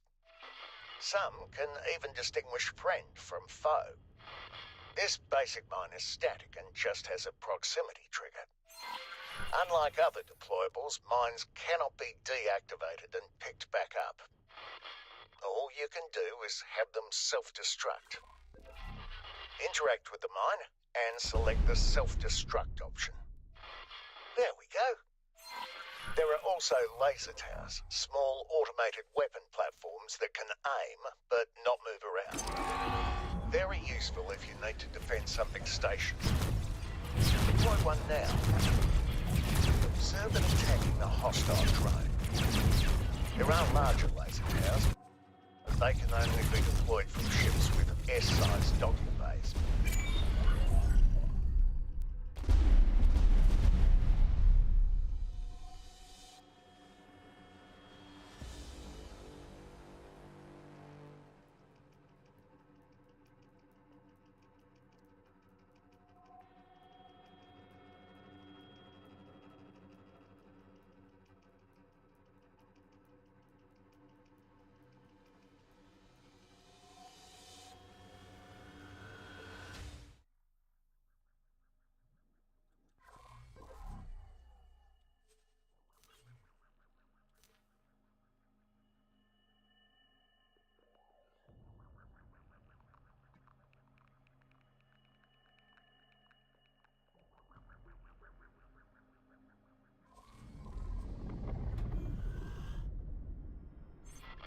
Let's upgrade your ship.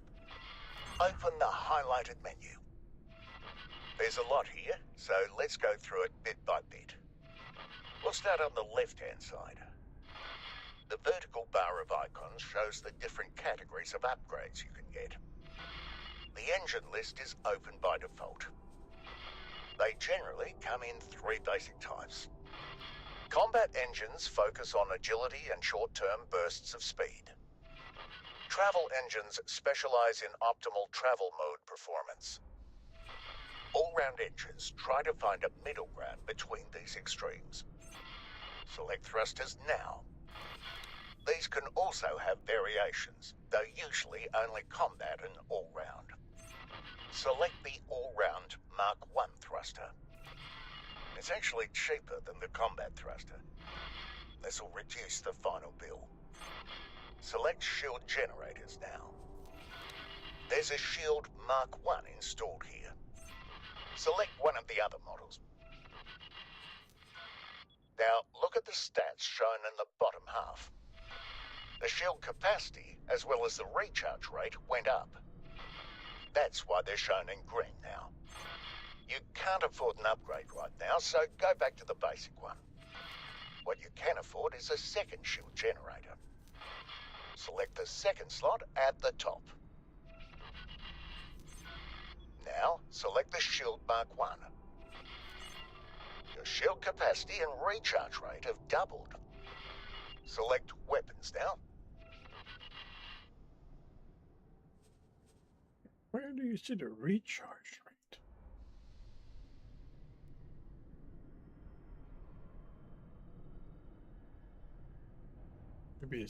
Maybe it's included there in there. You're not allowed to buy most of these yet. That's because you need a special license for proper military equipment, which a faction gives you once you gain a rank. There's a different lesson that explains how that works. For now, simply select any of the weapons shown in white. The stats at the bottom have changed again. The two values are burst and sustained damage output. The difference between these two is that the former ignores heat, while the latter takes it into account. Unfortunately, these are a bit too expensive right now, so select the empty slot option again. In addition to hardware, you can also install software. Open the highlighted menu. Some of these are mandatory in almost all ships, like the Flight Assist software, for example. But there are always optional additions and upgrades that you can buy. The docking computer is quite popular, for example. You can afford the basic one. Select it. This ship has some light hull damage. Open the repair menu. Select the item to repair your ship's hull. There we go. You can review all the changes you've made on the right-hand side. Additions are green, removals are red. Before confirming the order, you need to add your changes to the shopping list using the highlighted button. Finally, confirm the order with the highlighted button in the bottom right. Your upgrades are now being installed. This will take a few minutes. While we wait, let's try buying a completely new ship. Open the highlighted menu. First, you need to select the size of the ship you want to buy. This is a wharf, which sells small and medium-sized ships. For larger ships, you need to visit a shipyard. Select size M in the highlighted list. Now select Mercury Vanguard in the list next to it. You can see that some of the icons on the left-hand side are now red. That's because some upgrades are mandatory. Can't have a functional ship without an engine, can you? Select the Travel Mark 1 engine, as well as the other highlighted upgrades.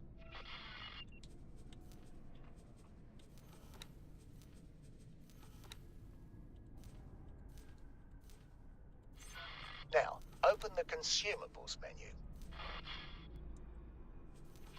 Here you can buy or sell a wide variety of deployables. Their use is covered in a different lesson. This is also where you would buy missiles if you had a launcher installed.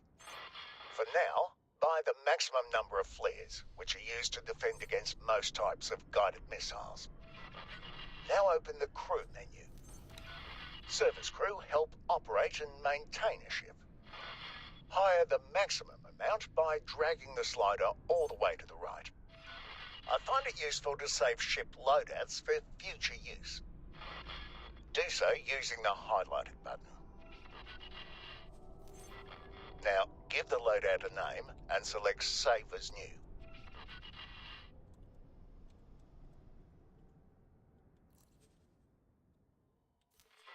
There we go. It has been saved and can be selected from the list whenever you're outfitting a ship of this type. To order this one, first add it to the shopping list. You can change the amount for convenient mass ordering of ships. I've given you enough credits to buy 2 of these, so set it to that amount now.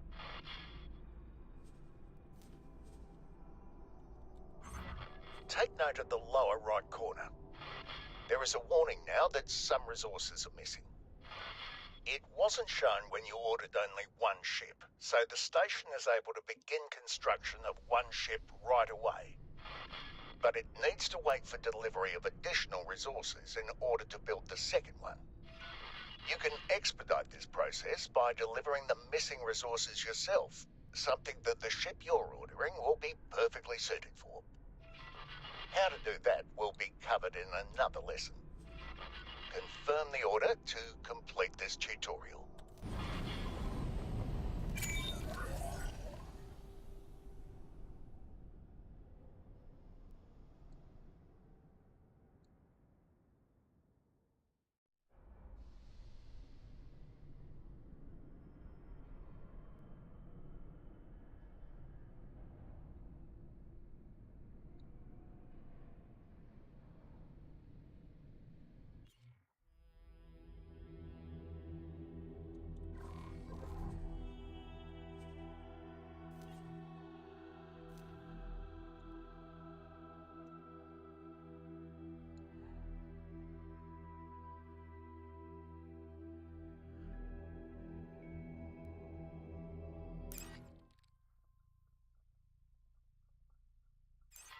Let's go into more detail about your weapons.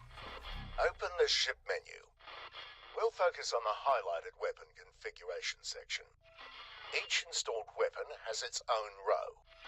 The squares in each row show you which weapon groups that weapon is part of. You can assign any weapon to any weapon group. Use the highlighted buttons to assign each weapon to its own group.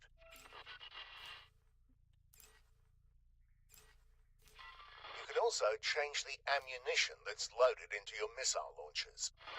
Try it if you like. Close the menu to move on. You can quickly cycle through your configured weapon groups. Please activate each primary group at least once. You can also cycle through the available ammunition for any active missile launcher here. Try this now. Select the Swarm missile. It takes a little time for the new missile type to be loaded into the launcher. The target in front of you has strong shields. Your ion weapon is especially effective against shields. Switch to it and fire until the target's shields are down.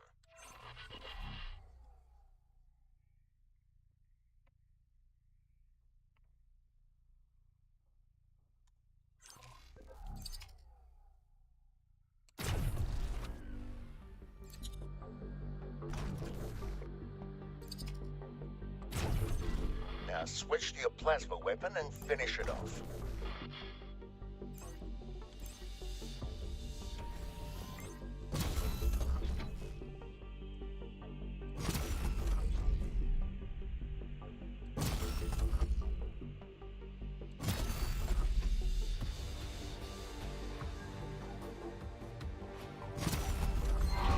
This target here is small and agile, quite tricky to hit with a plasma weapon.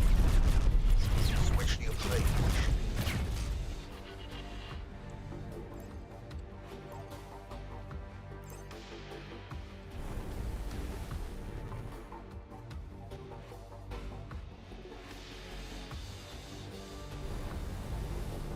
Defense drone.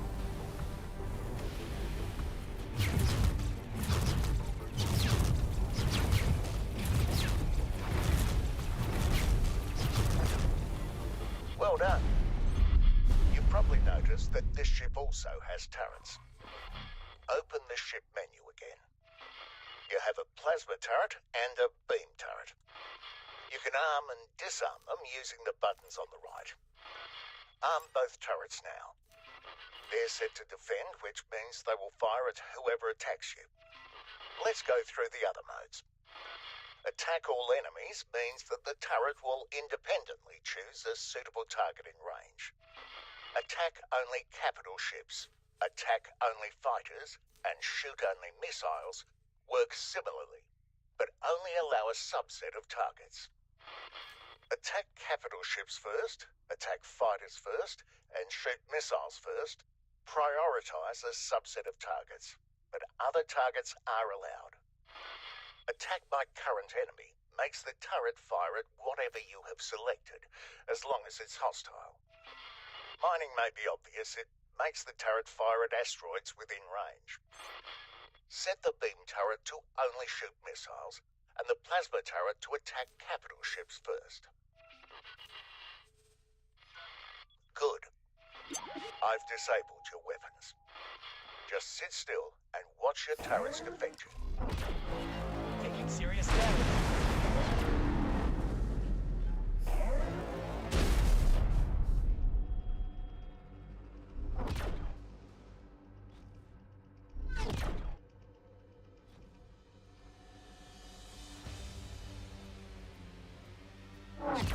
Incoming missile.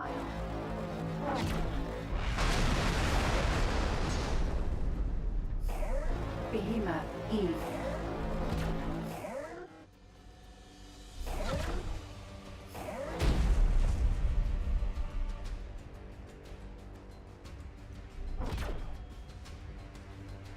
Incoming missile.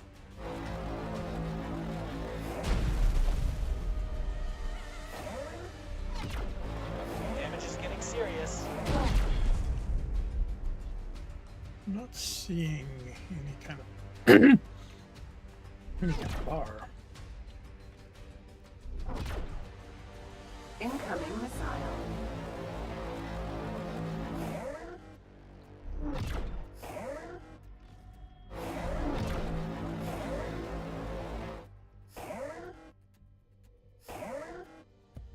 Danger. You're not in actual danger, by the way. We're only simulating damage to your ship.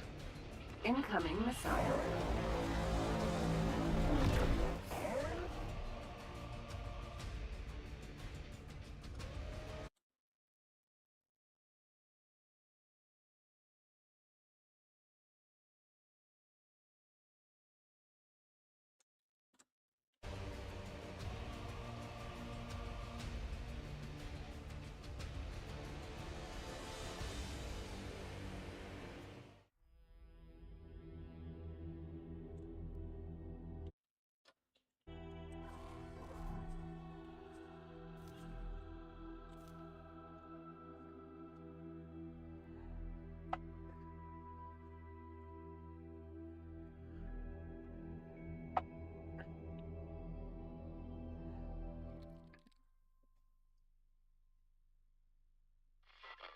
Let's trade.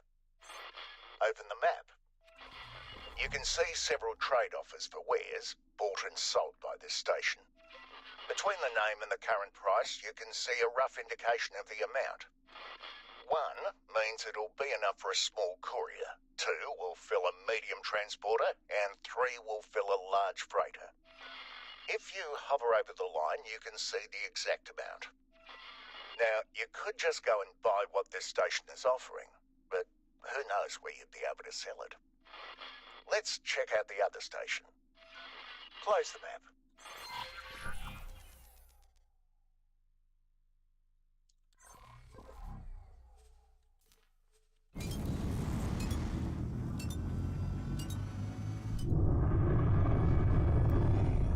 I'm going through a tutorial because it pretty much dropped me in a game with no information. So I'm hoping that the tutorial is going to give me a sense of how to get stuff started.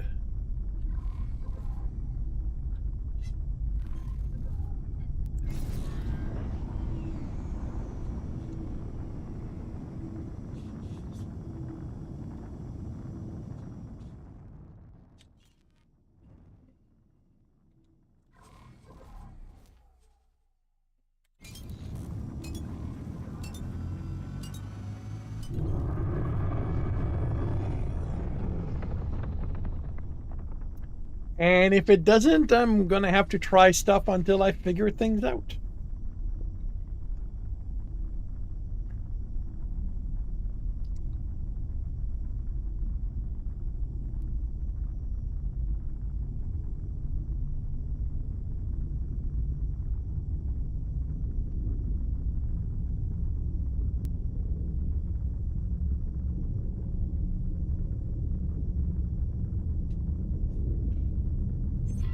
Open the map.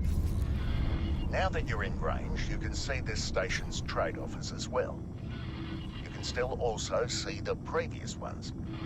They do expire eventually, though. There are several ways to keep them up to date. You can place satellites near them, for example. You can also order your ships to update trade offers in a sector. But we don't need to worry about that today. Let's see if we can make a lucrative trade run. Looks like the energy cells being produced here are in high demand at the other station. Close the map. Dock at the power plant.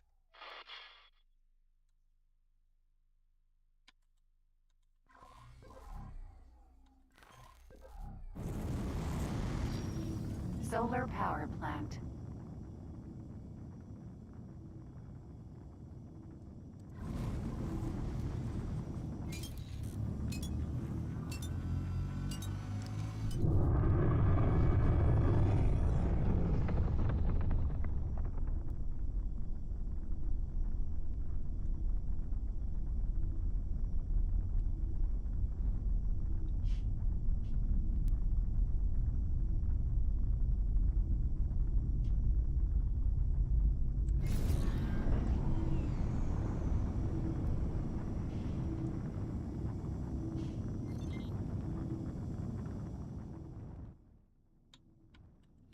Solar power plant.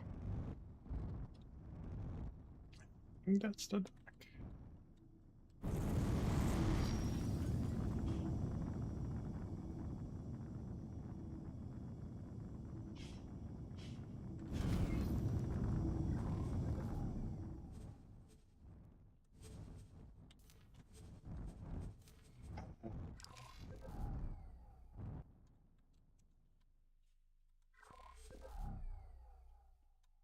Gift.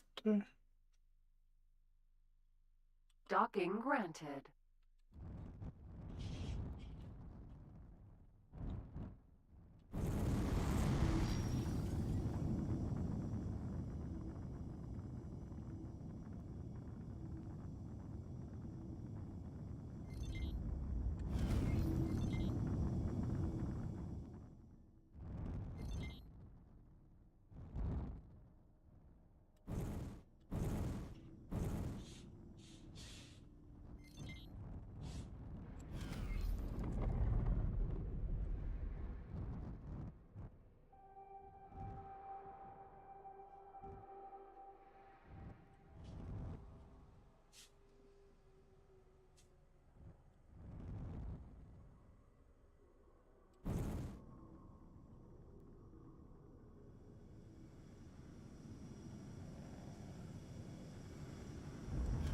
Yeah. Ethical. Now, select Trade. Select the energy cells and move the slider to the left to buy them. Confirm the trade when you're done.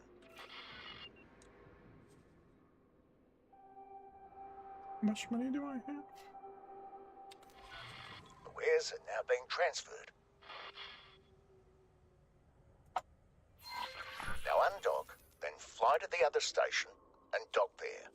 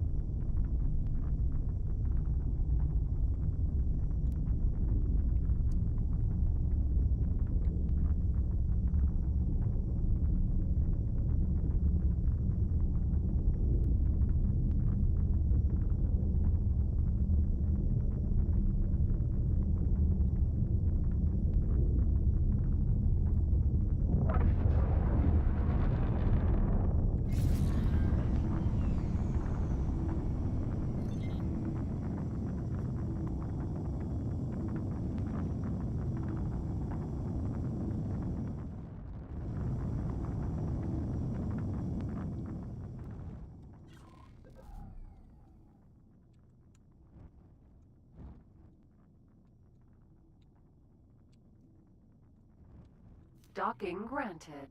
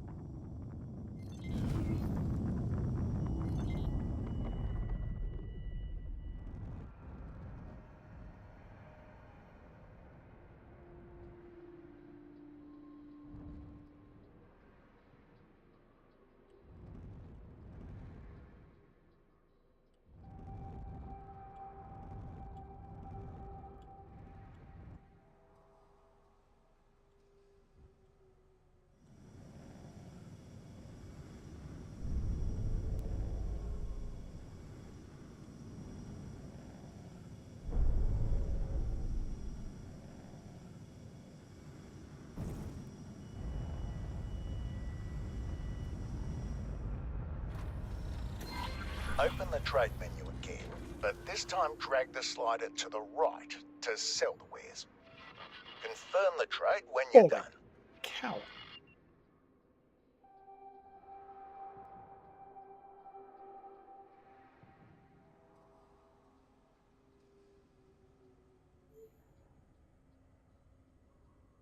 We pretty much doubled.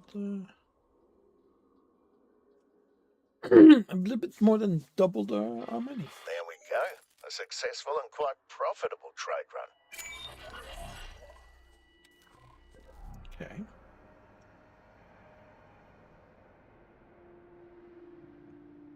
So I'll be able to see about stuff like that.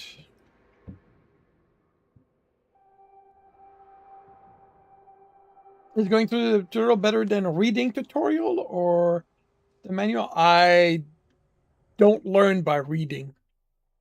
So, yeah, for me, it's...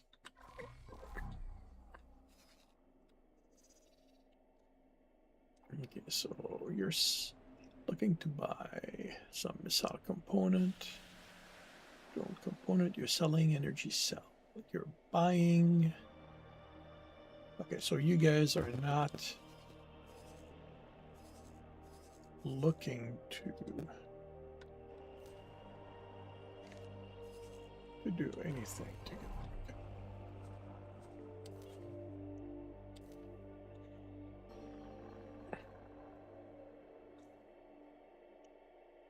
To win 100 victories and 100 battles is not the highest skill. To subdue an enemy without fighting is the highest skill. Today's lesson is about mining.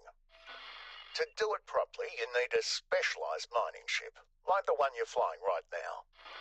They're the only ones with the right cargo bay for storing raw chunks. You'll also want a mining laser. Okay, to start, turn on your ship's scan mode.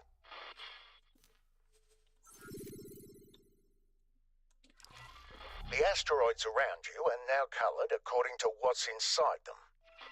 If they're not empty, they usually contain ore, silicon, or ice. Rarely you'll find nevidium, but good luck finding a buyer.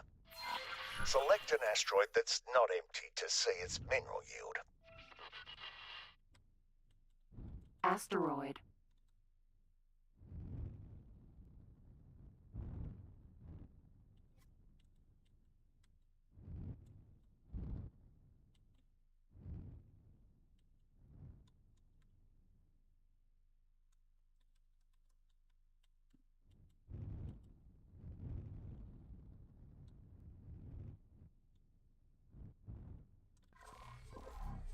Scan mode is activated.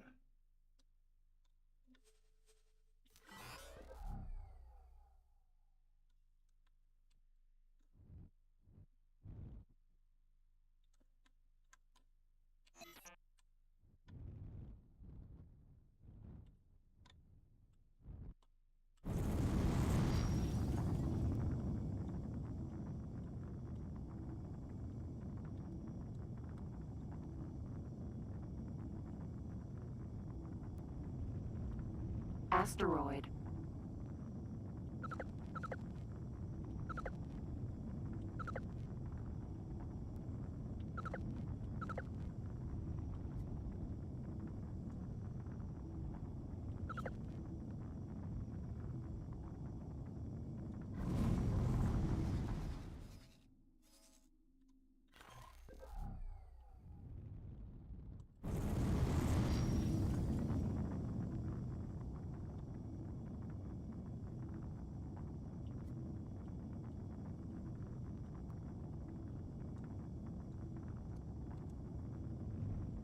Asteroid.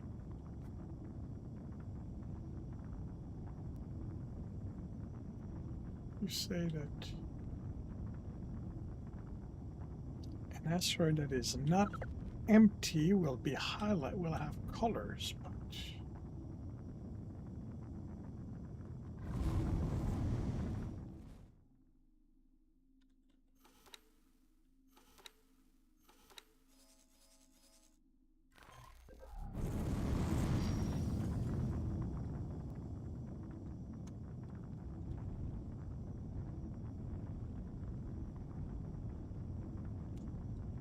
I am not exactly. Asteroid.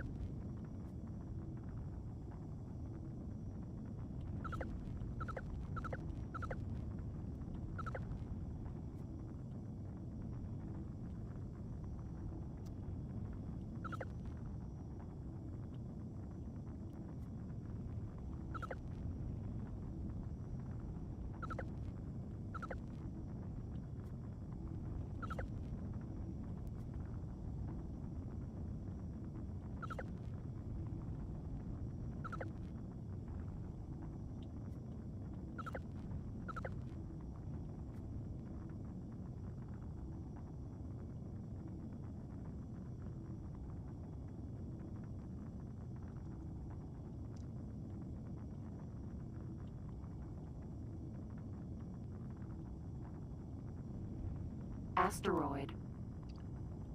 Yeah, I'm aware of what they are. I'm looking for what they contain.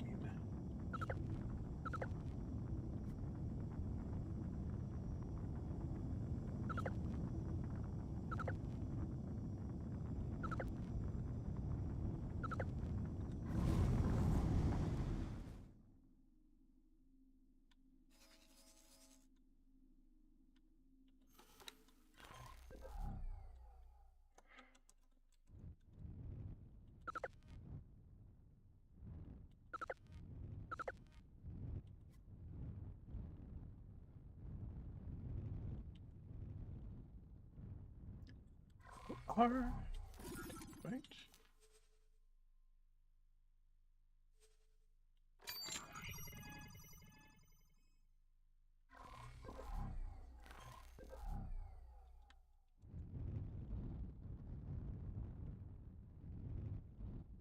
Okay.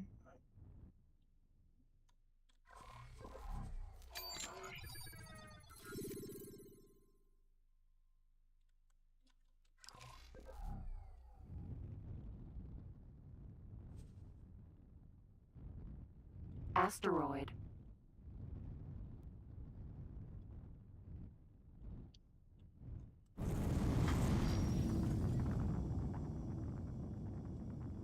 You are not going to make that easy, are you? Asteroid. Either that or you made it so easy that I flew by it.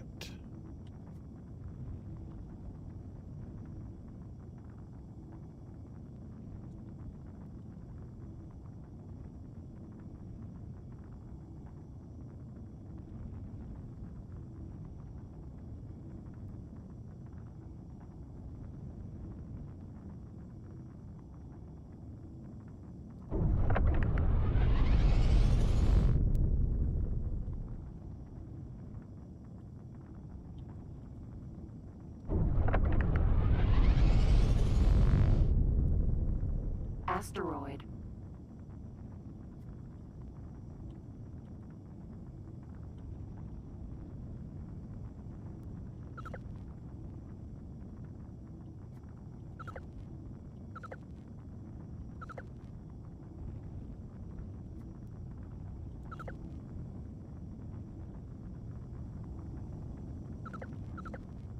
I am not seeing anything that...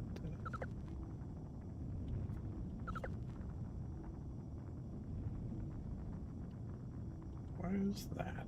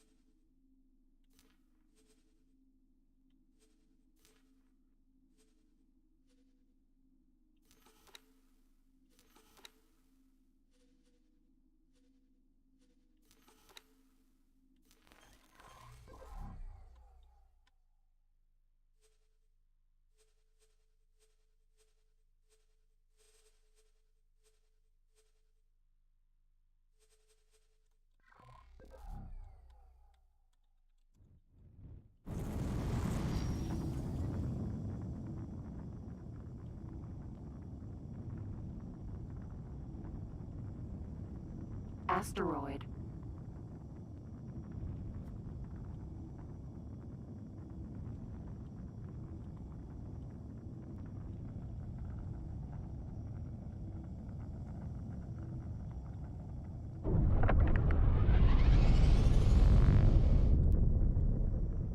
Asteroid.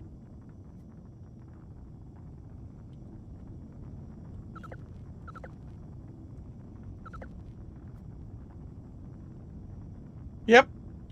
Asteroid. I'm looking for one that's got ore in it. My scan is supposed to be telling me... supposed to be highlighting them, but looks like there's nothing with ore in it around here. Everything's empty.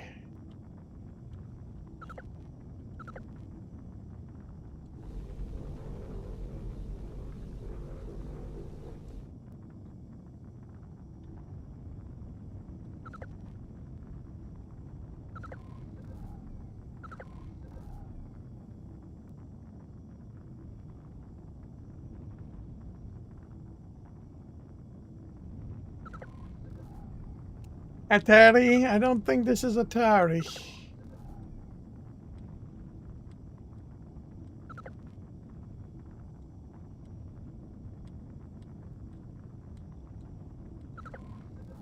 Oh, wait a minute. Wait a minute. There's something orange on the...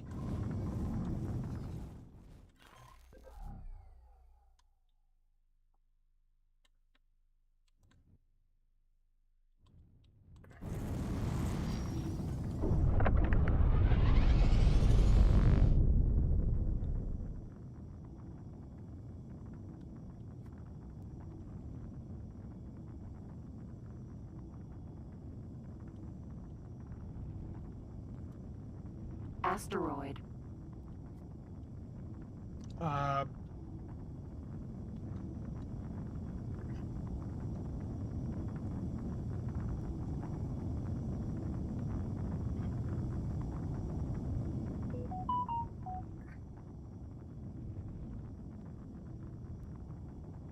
There you are. Now approach it.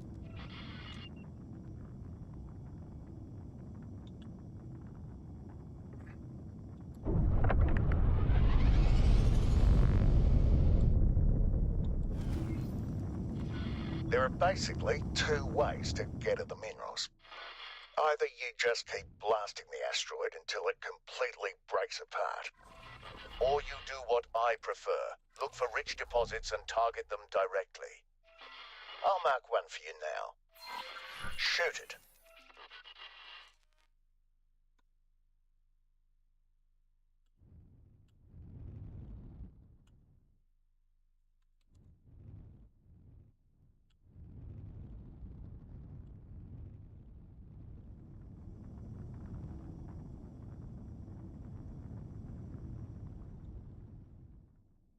Why am I...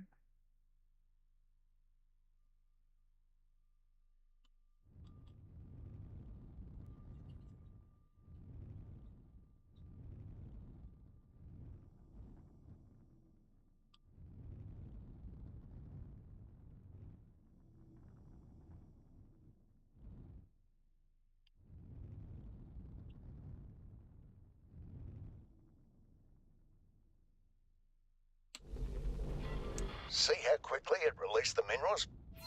Fly over them to collect them. You can also use the container magnet to pull them in. Not only does this go a whole lot faster, you also actually get more out of each asteroid.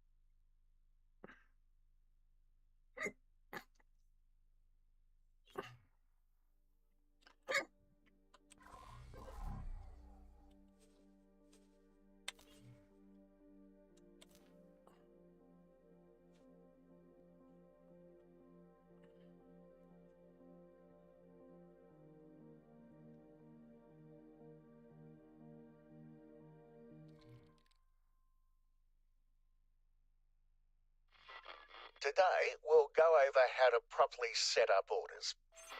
Open the map. Select the scout ship. Now interact anywhere inside the marked area and select fly and wait. Right action, wrong target. Select the scout ship. Right action, wrong target. Select the scout ship. Right action, wrong target. What scout? Scout ship. Select the scout ship. Right action, wrong target. Right action, wrong target. Click to give an order.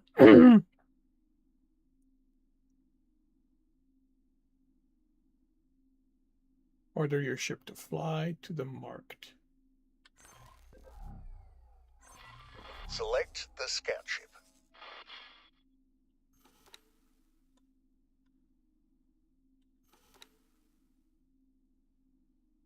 Vanguard. Select the scout ship.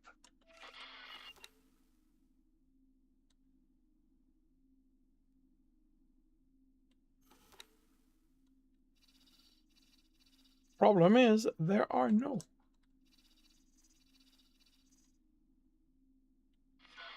Select the scout ship. Right action, wrong target.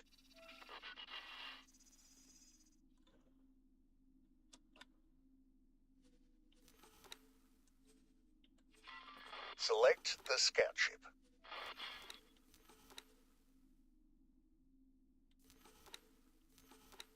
There are no. Select the scout ship.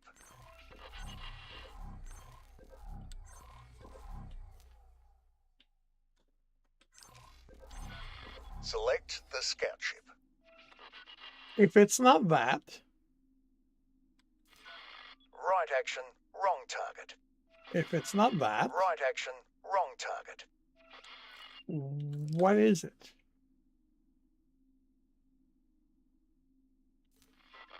Right action, wrong target. Select the scout ship.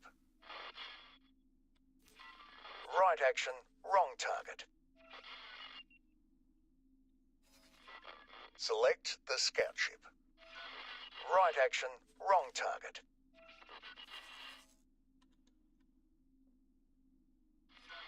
Select the scout ship. Yeah, you're telling me to select a ship that doesn't seem to be there.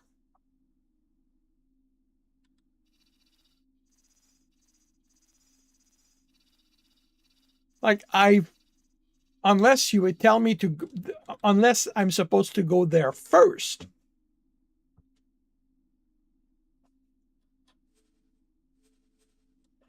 Give me a moment. I'll be right back.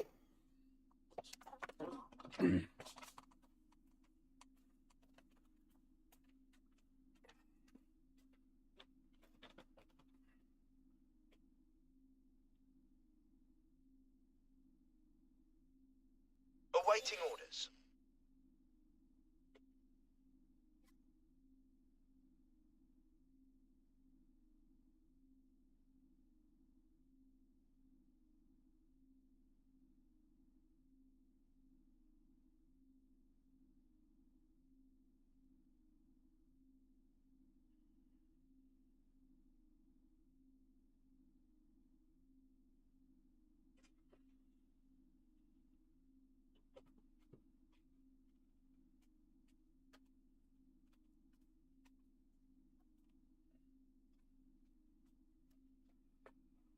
Right click to give order to the selected object. Select the scout ship. Right action, wrong target. Right action, wrong target. Select the scout ship.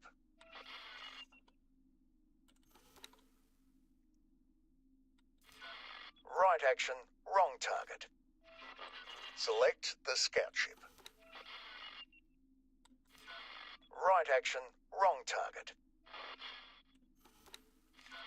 Select the scout ship.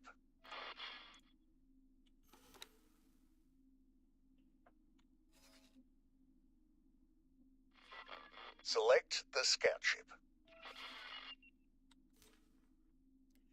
Oh, okay.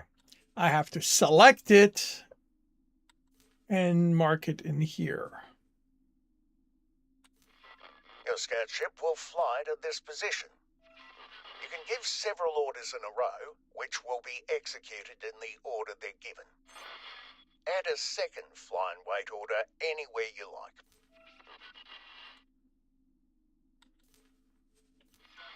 You can move some orders around by dragging the order icon.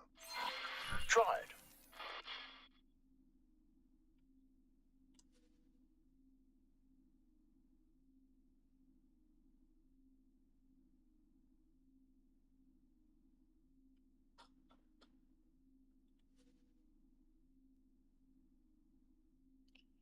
Wow, that's...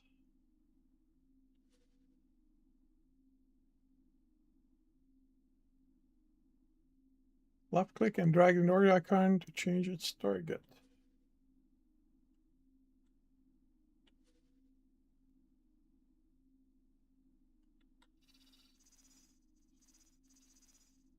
Oh, I see. We're on a different plane. That's what the problem is.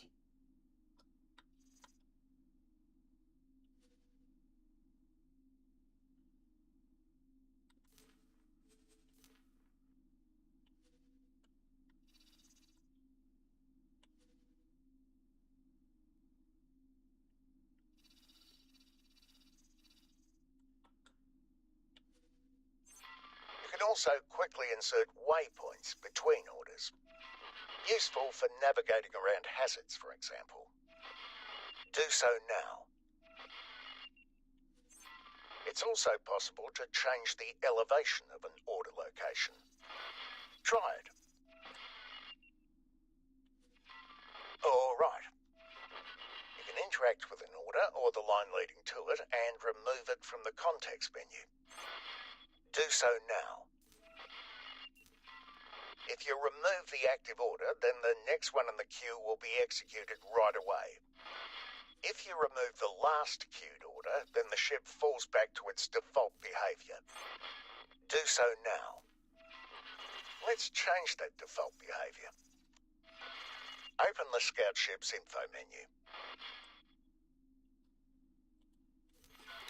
Select the Behavior tab. At the bottom, you can see its current default behavior.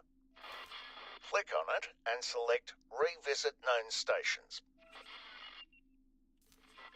Next, you need to tell it the space to work in. Select the empty field and then click anywhere in the current sector. You can leave the radius at the default value or reduce it for a narrower operating area. Now, the most important part. Select Confirm to actually set this as the default behavior. You can still give this ship any other order you like. Once those are completed, it will return here and revisit all known stations. Take your time looking around. Close the map when you're done.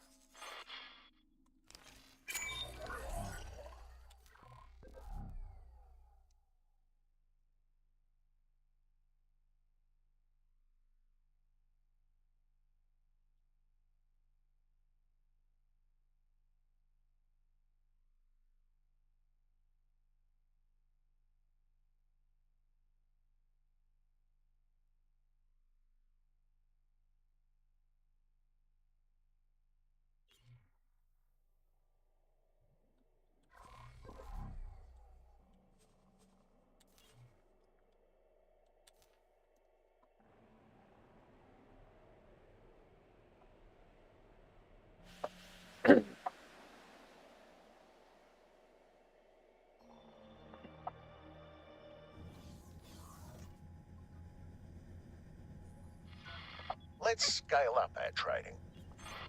Open the map. I've given you access to a medium-sized trade ship and several stations to trade with. It's getting difficult to match sell offers with buy offers with this much going on. Luckily, you have several options to filter trades. The simplest one is to only look at specific wares.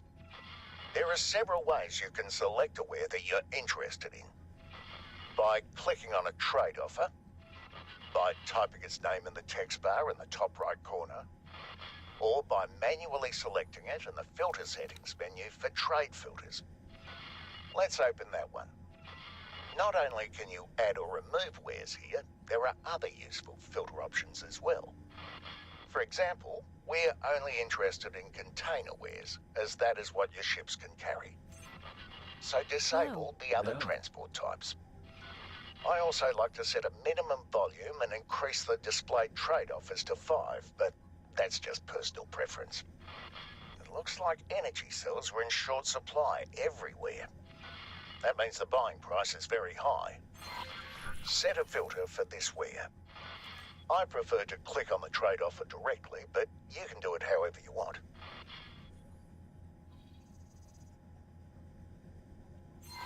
Let's make your transport ships start trading those. Select it. Now, give it an order to trade with the power plant.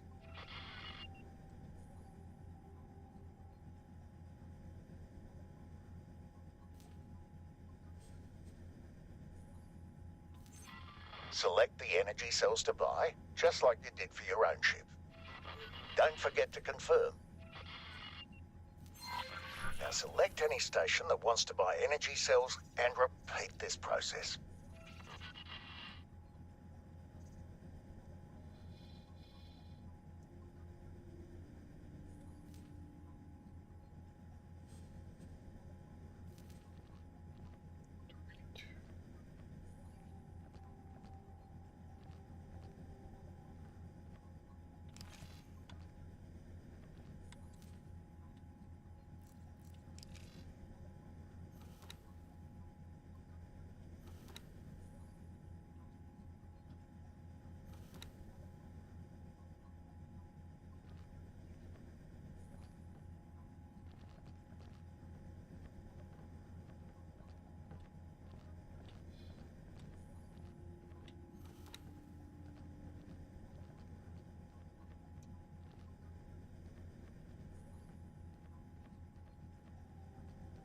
Last order could not be completed.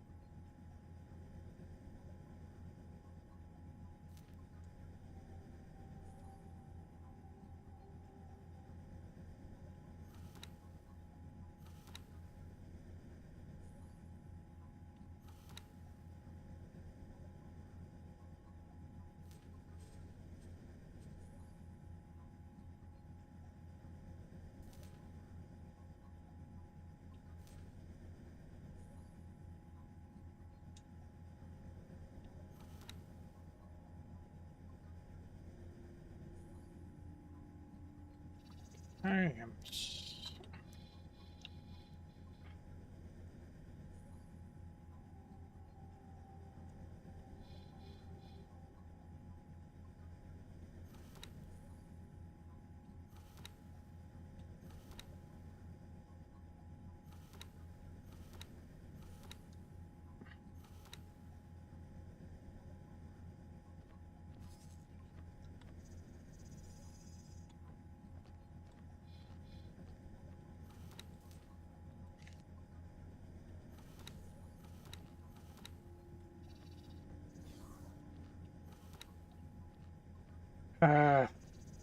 Can I clear everything?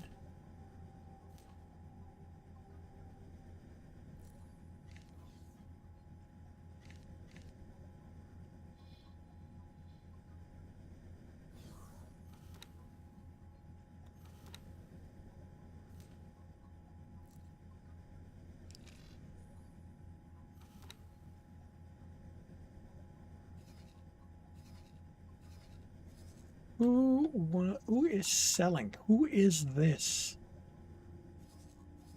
Somebody is selling.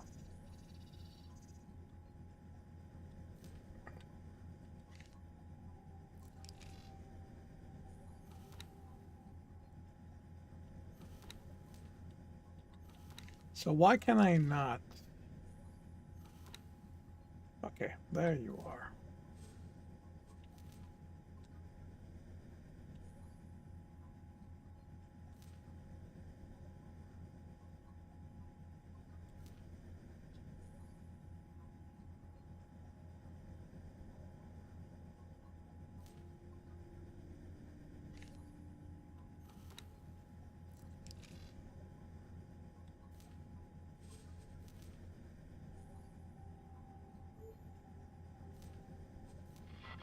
There, your transporter is on its way. You'll get paid once the sell order has been completed. Let's take a closer look at one specific station. Select the one that's highlighted. You can see that some of its trade offers have an icon next to them. This one means that they are construction trade offers. The station is going to use these wares to build modules, not to produce something. This might be useful to know if you don't just want to make money, but do want to accelerate the build process, for example. There are also supply trade offers, which are for wares required to restock things like drones. Let's move on to auto trade orders. They make a ship find and execute trade runs on its own. Open the Marked Trade Ship's behavior menu.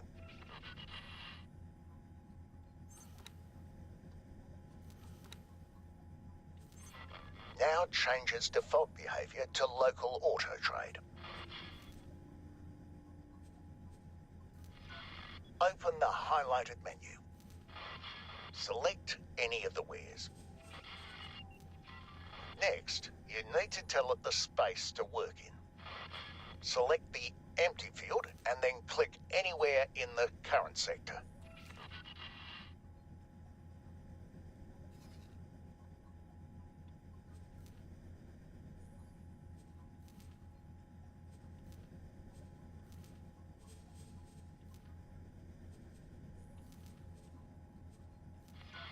Don't forget to confirm.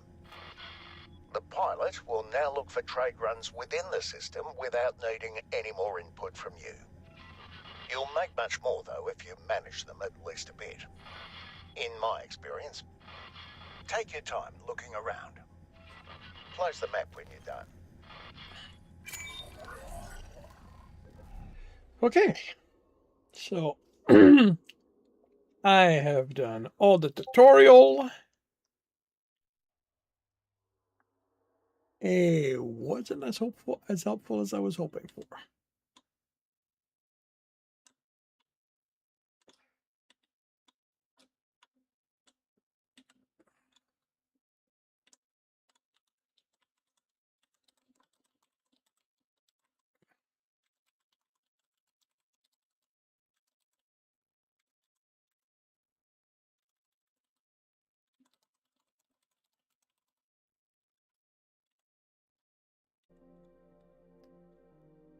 Alliance Shipyard. I can be busy on it, but because it's sandbox, it can be daunting. Yeah.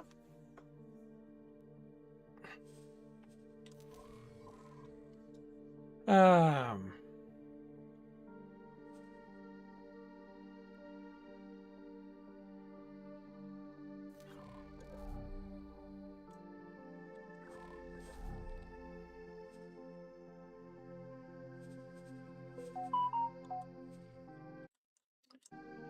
Yep. It's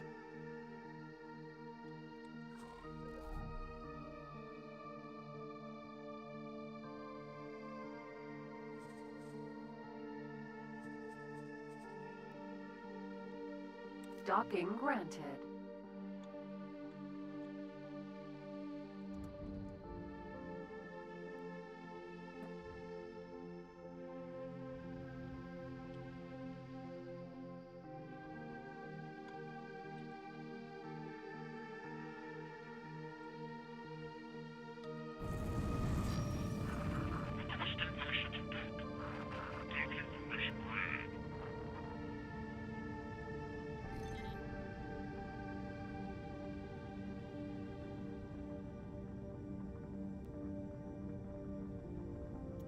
we will walk around and see what happens.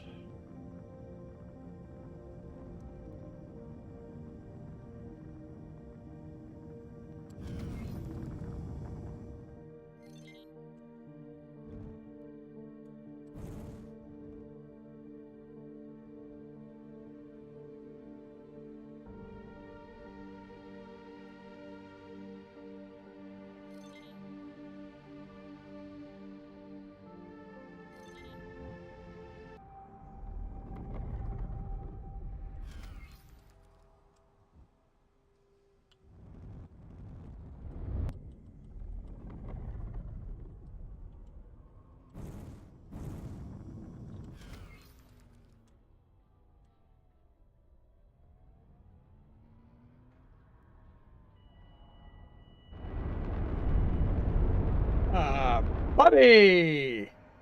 Watch where you fly.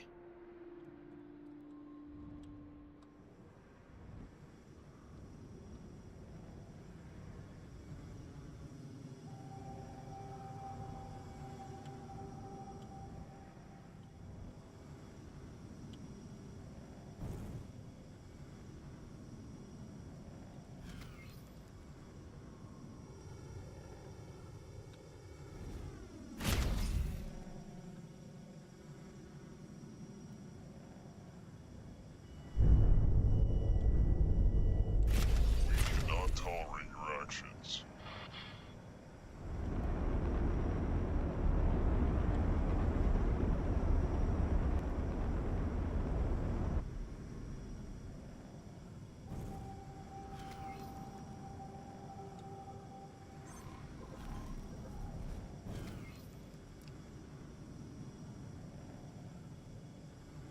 What is this? Oh. Successfully docked. Welcome.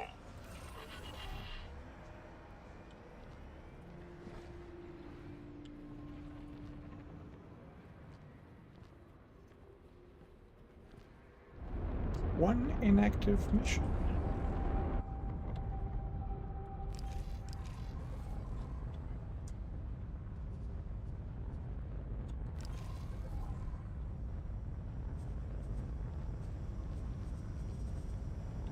Logbook. Okay. Nothing defense. Learn about missions and lecture in the tutorial and help. Okay, well.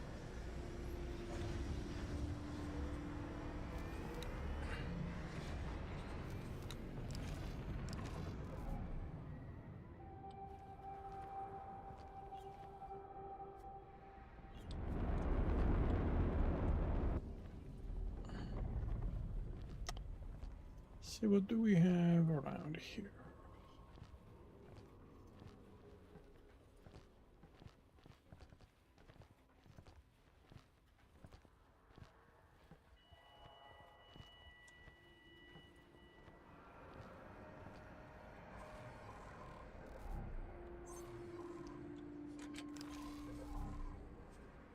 Messages. You say one inactive mission.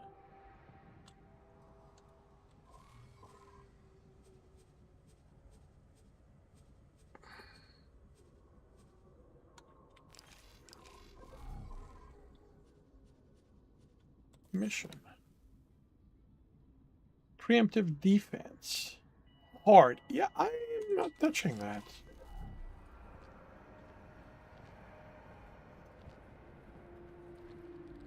How many do I have? 5,000 credit? Not a whole lot.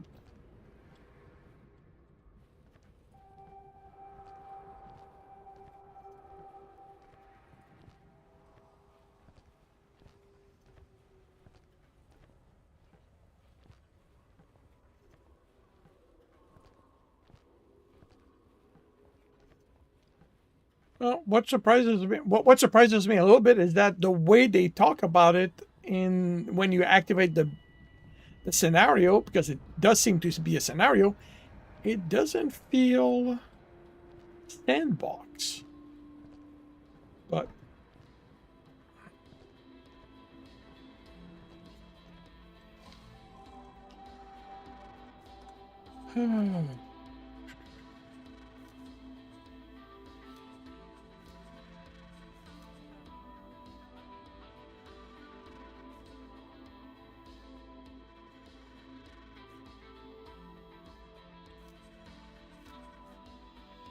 let's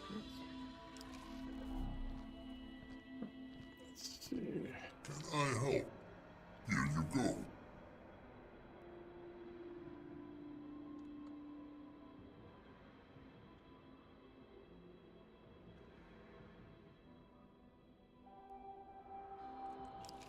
Goodbye. Okay, there.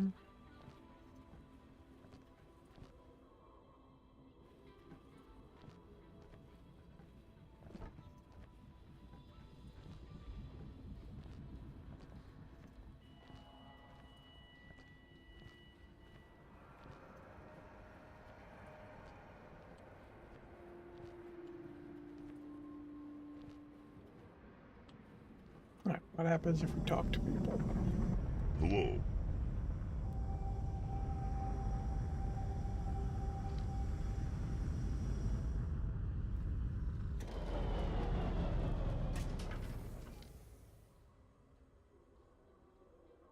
Sending you information now.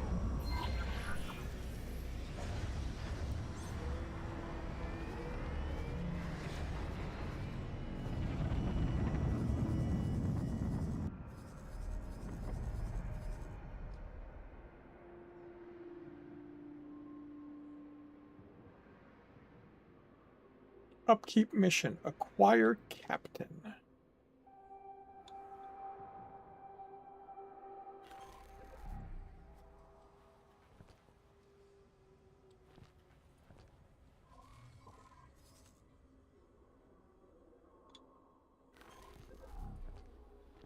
Acquire captain.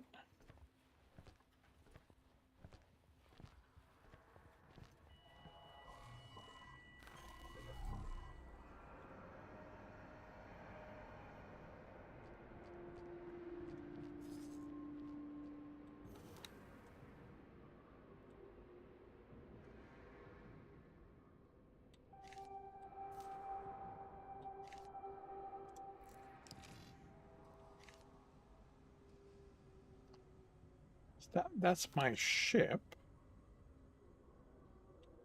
That's me.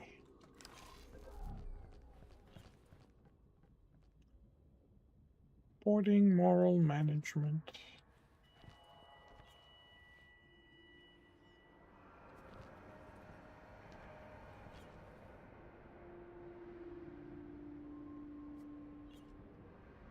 Moral and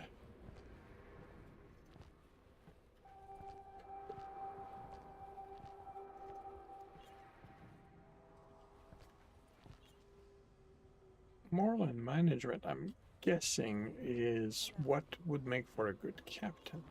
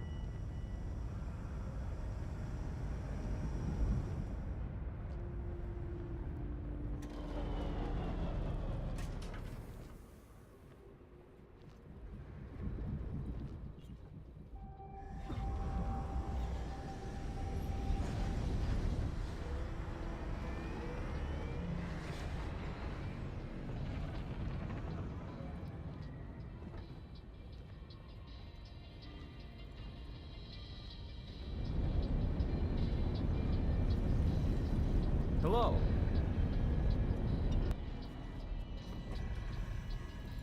Goodbye.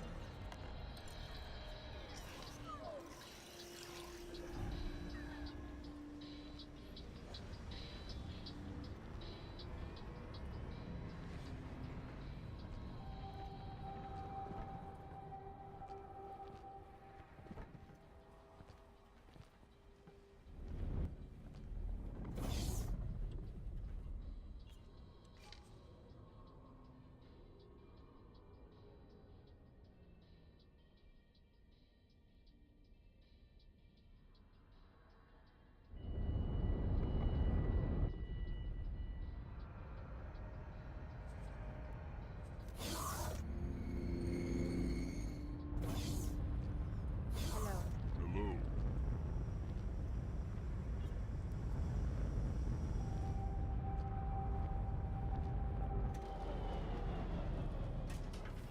Hello. I mean, I can't even hire anyone.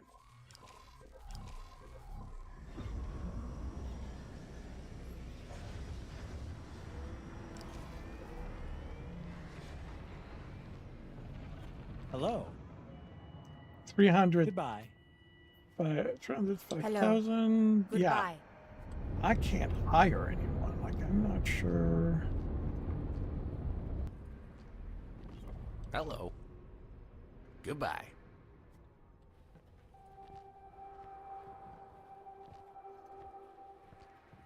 Oh.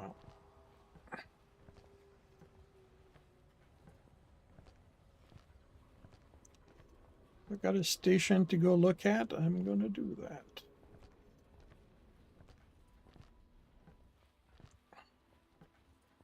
Discoverer, Vanguard.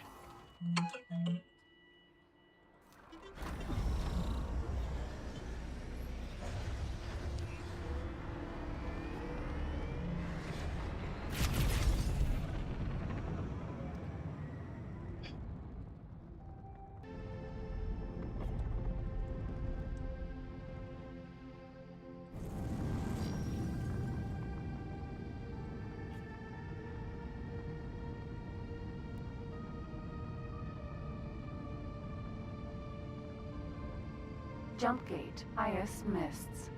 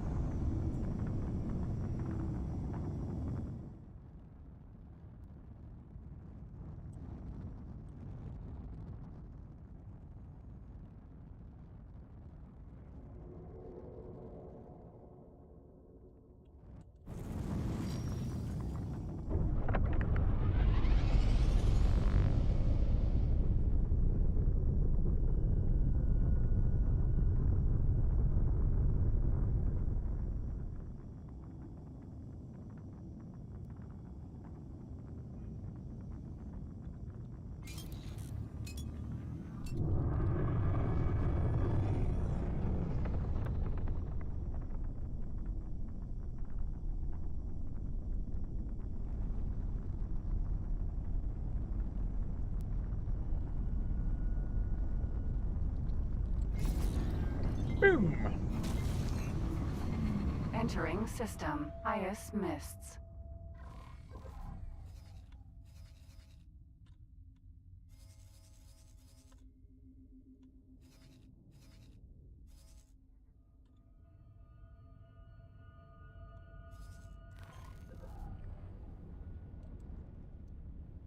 All right, well, I will deal with that tomorrow.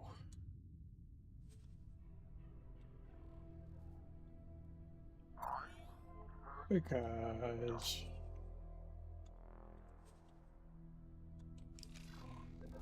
I need to bring this to an end. It is going to be interesting. I get the feeling that the practical learning curve is going to be kind of steep. But we'll see what happens. So thank you very much, everyone, for dropping by, keeping me company. Thank you, Darth. Thank you, Mecanthrope. Thank you, Akla. Thank you, anyone else I may have missed. I will be back tomorrow evening, 5 p.m. Eastern Time for more Foundation, X4 Foundation. And hopefully figure out what I'm supposed to do. Alrighty, so thank you. I hope to see you then. If I do not, I hope you have a good week, a good weekend when it arrives, and I'll see you when I see you.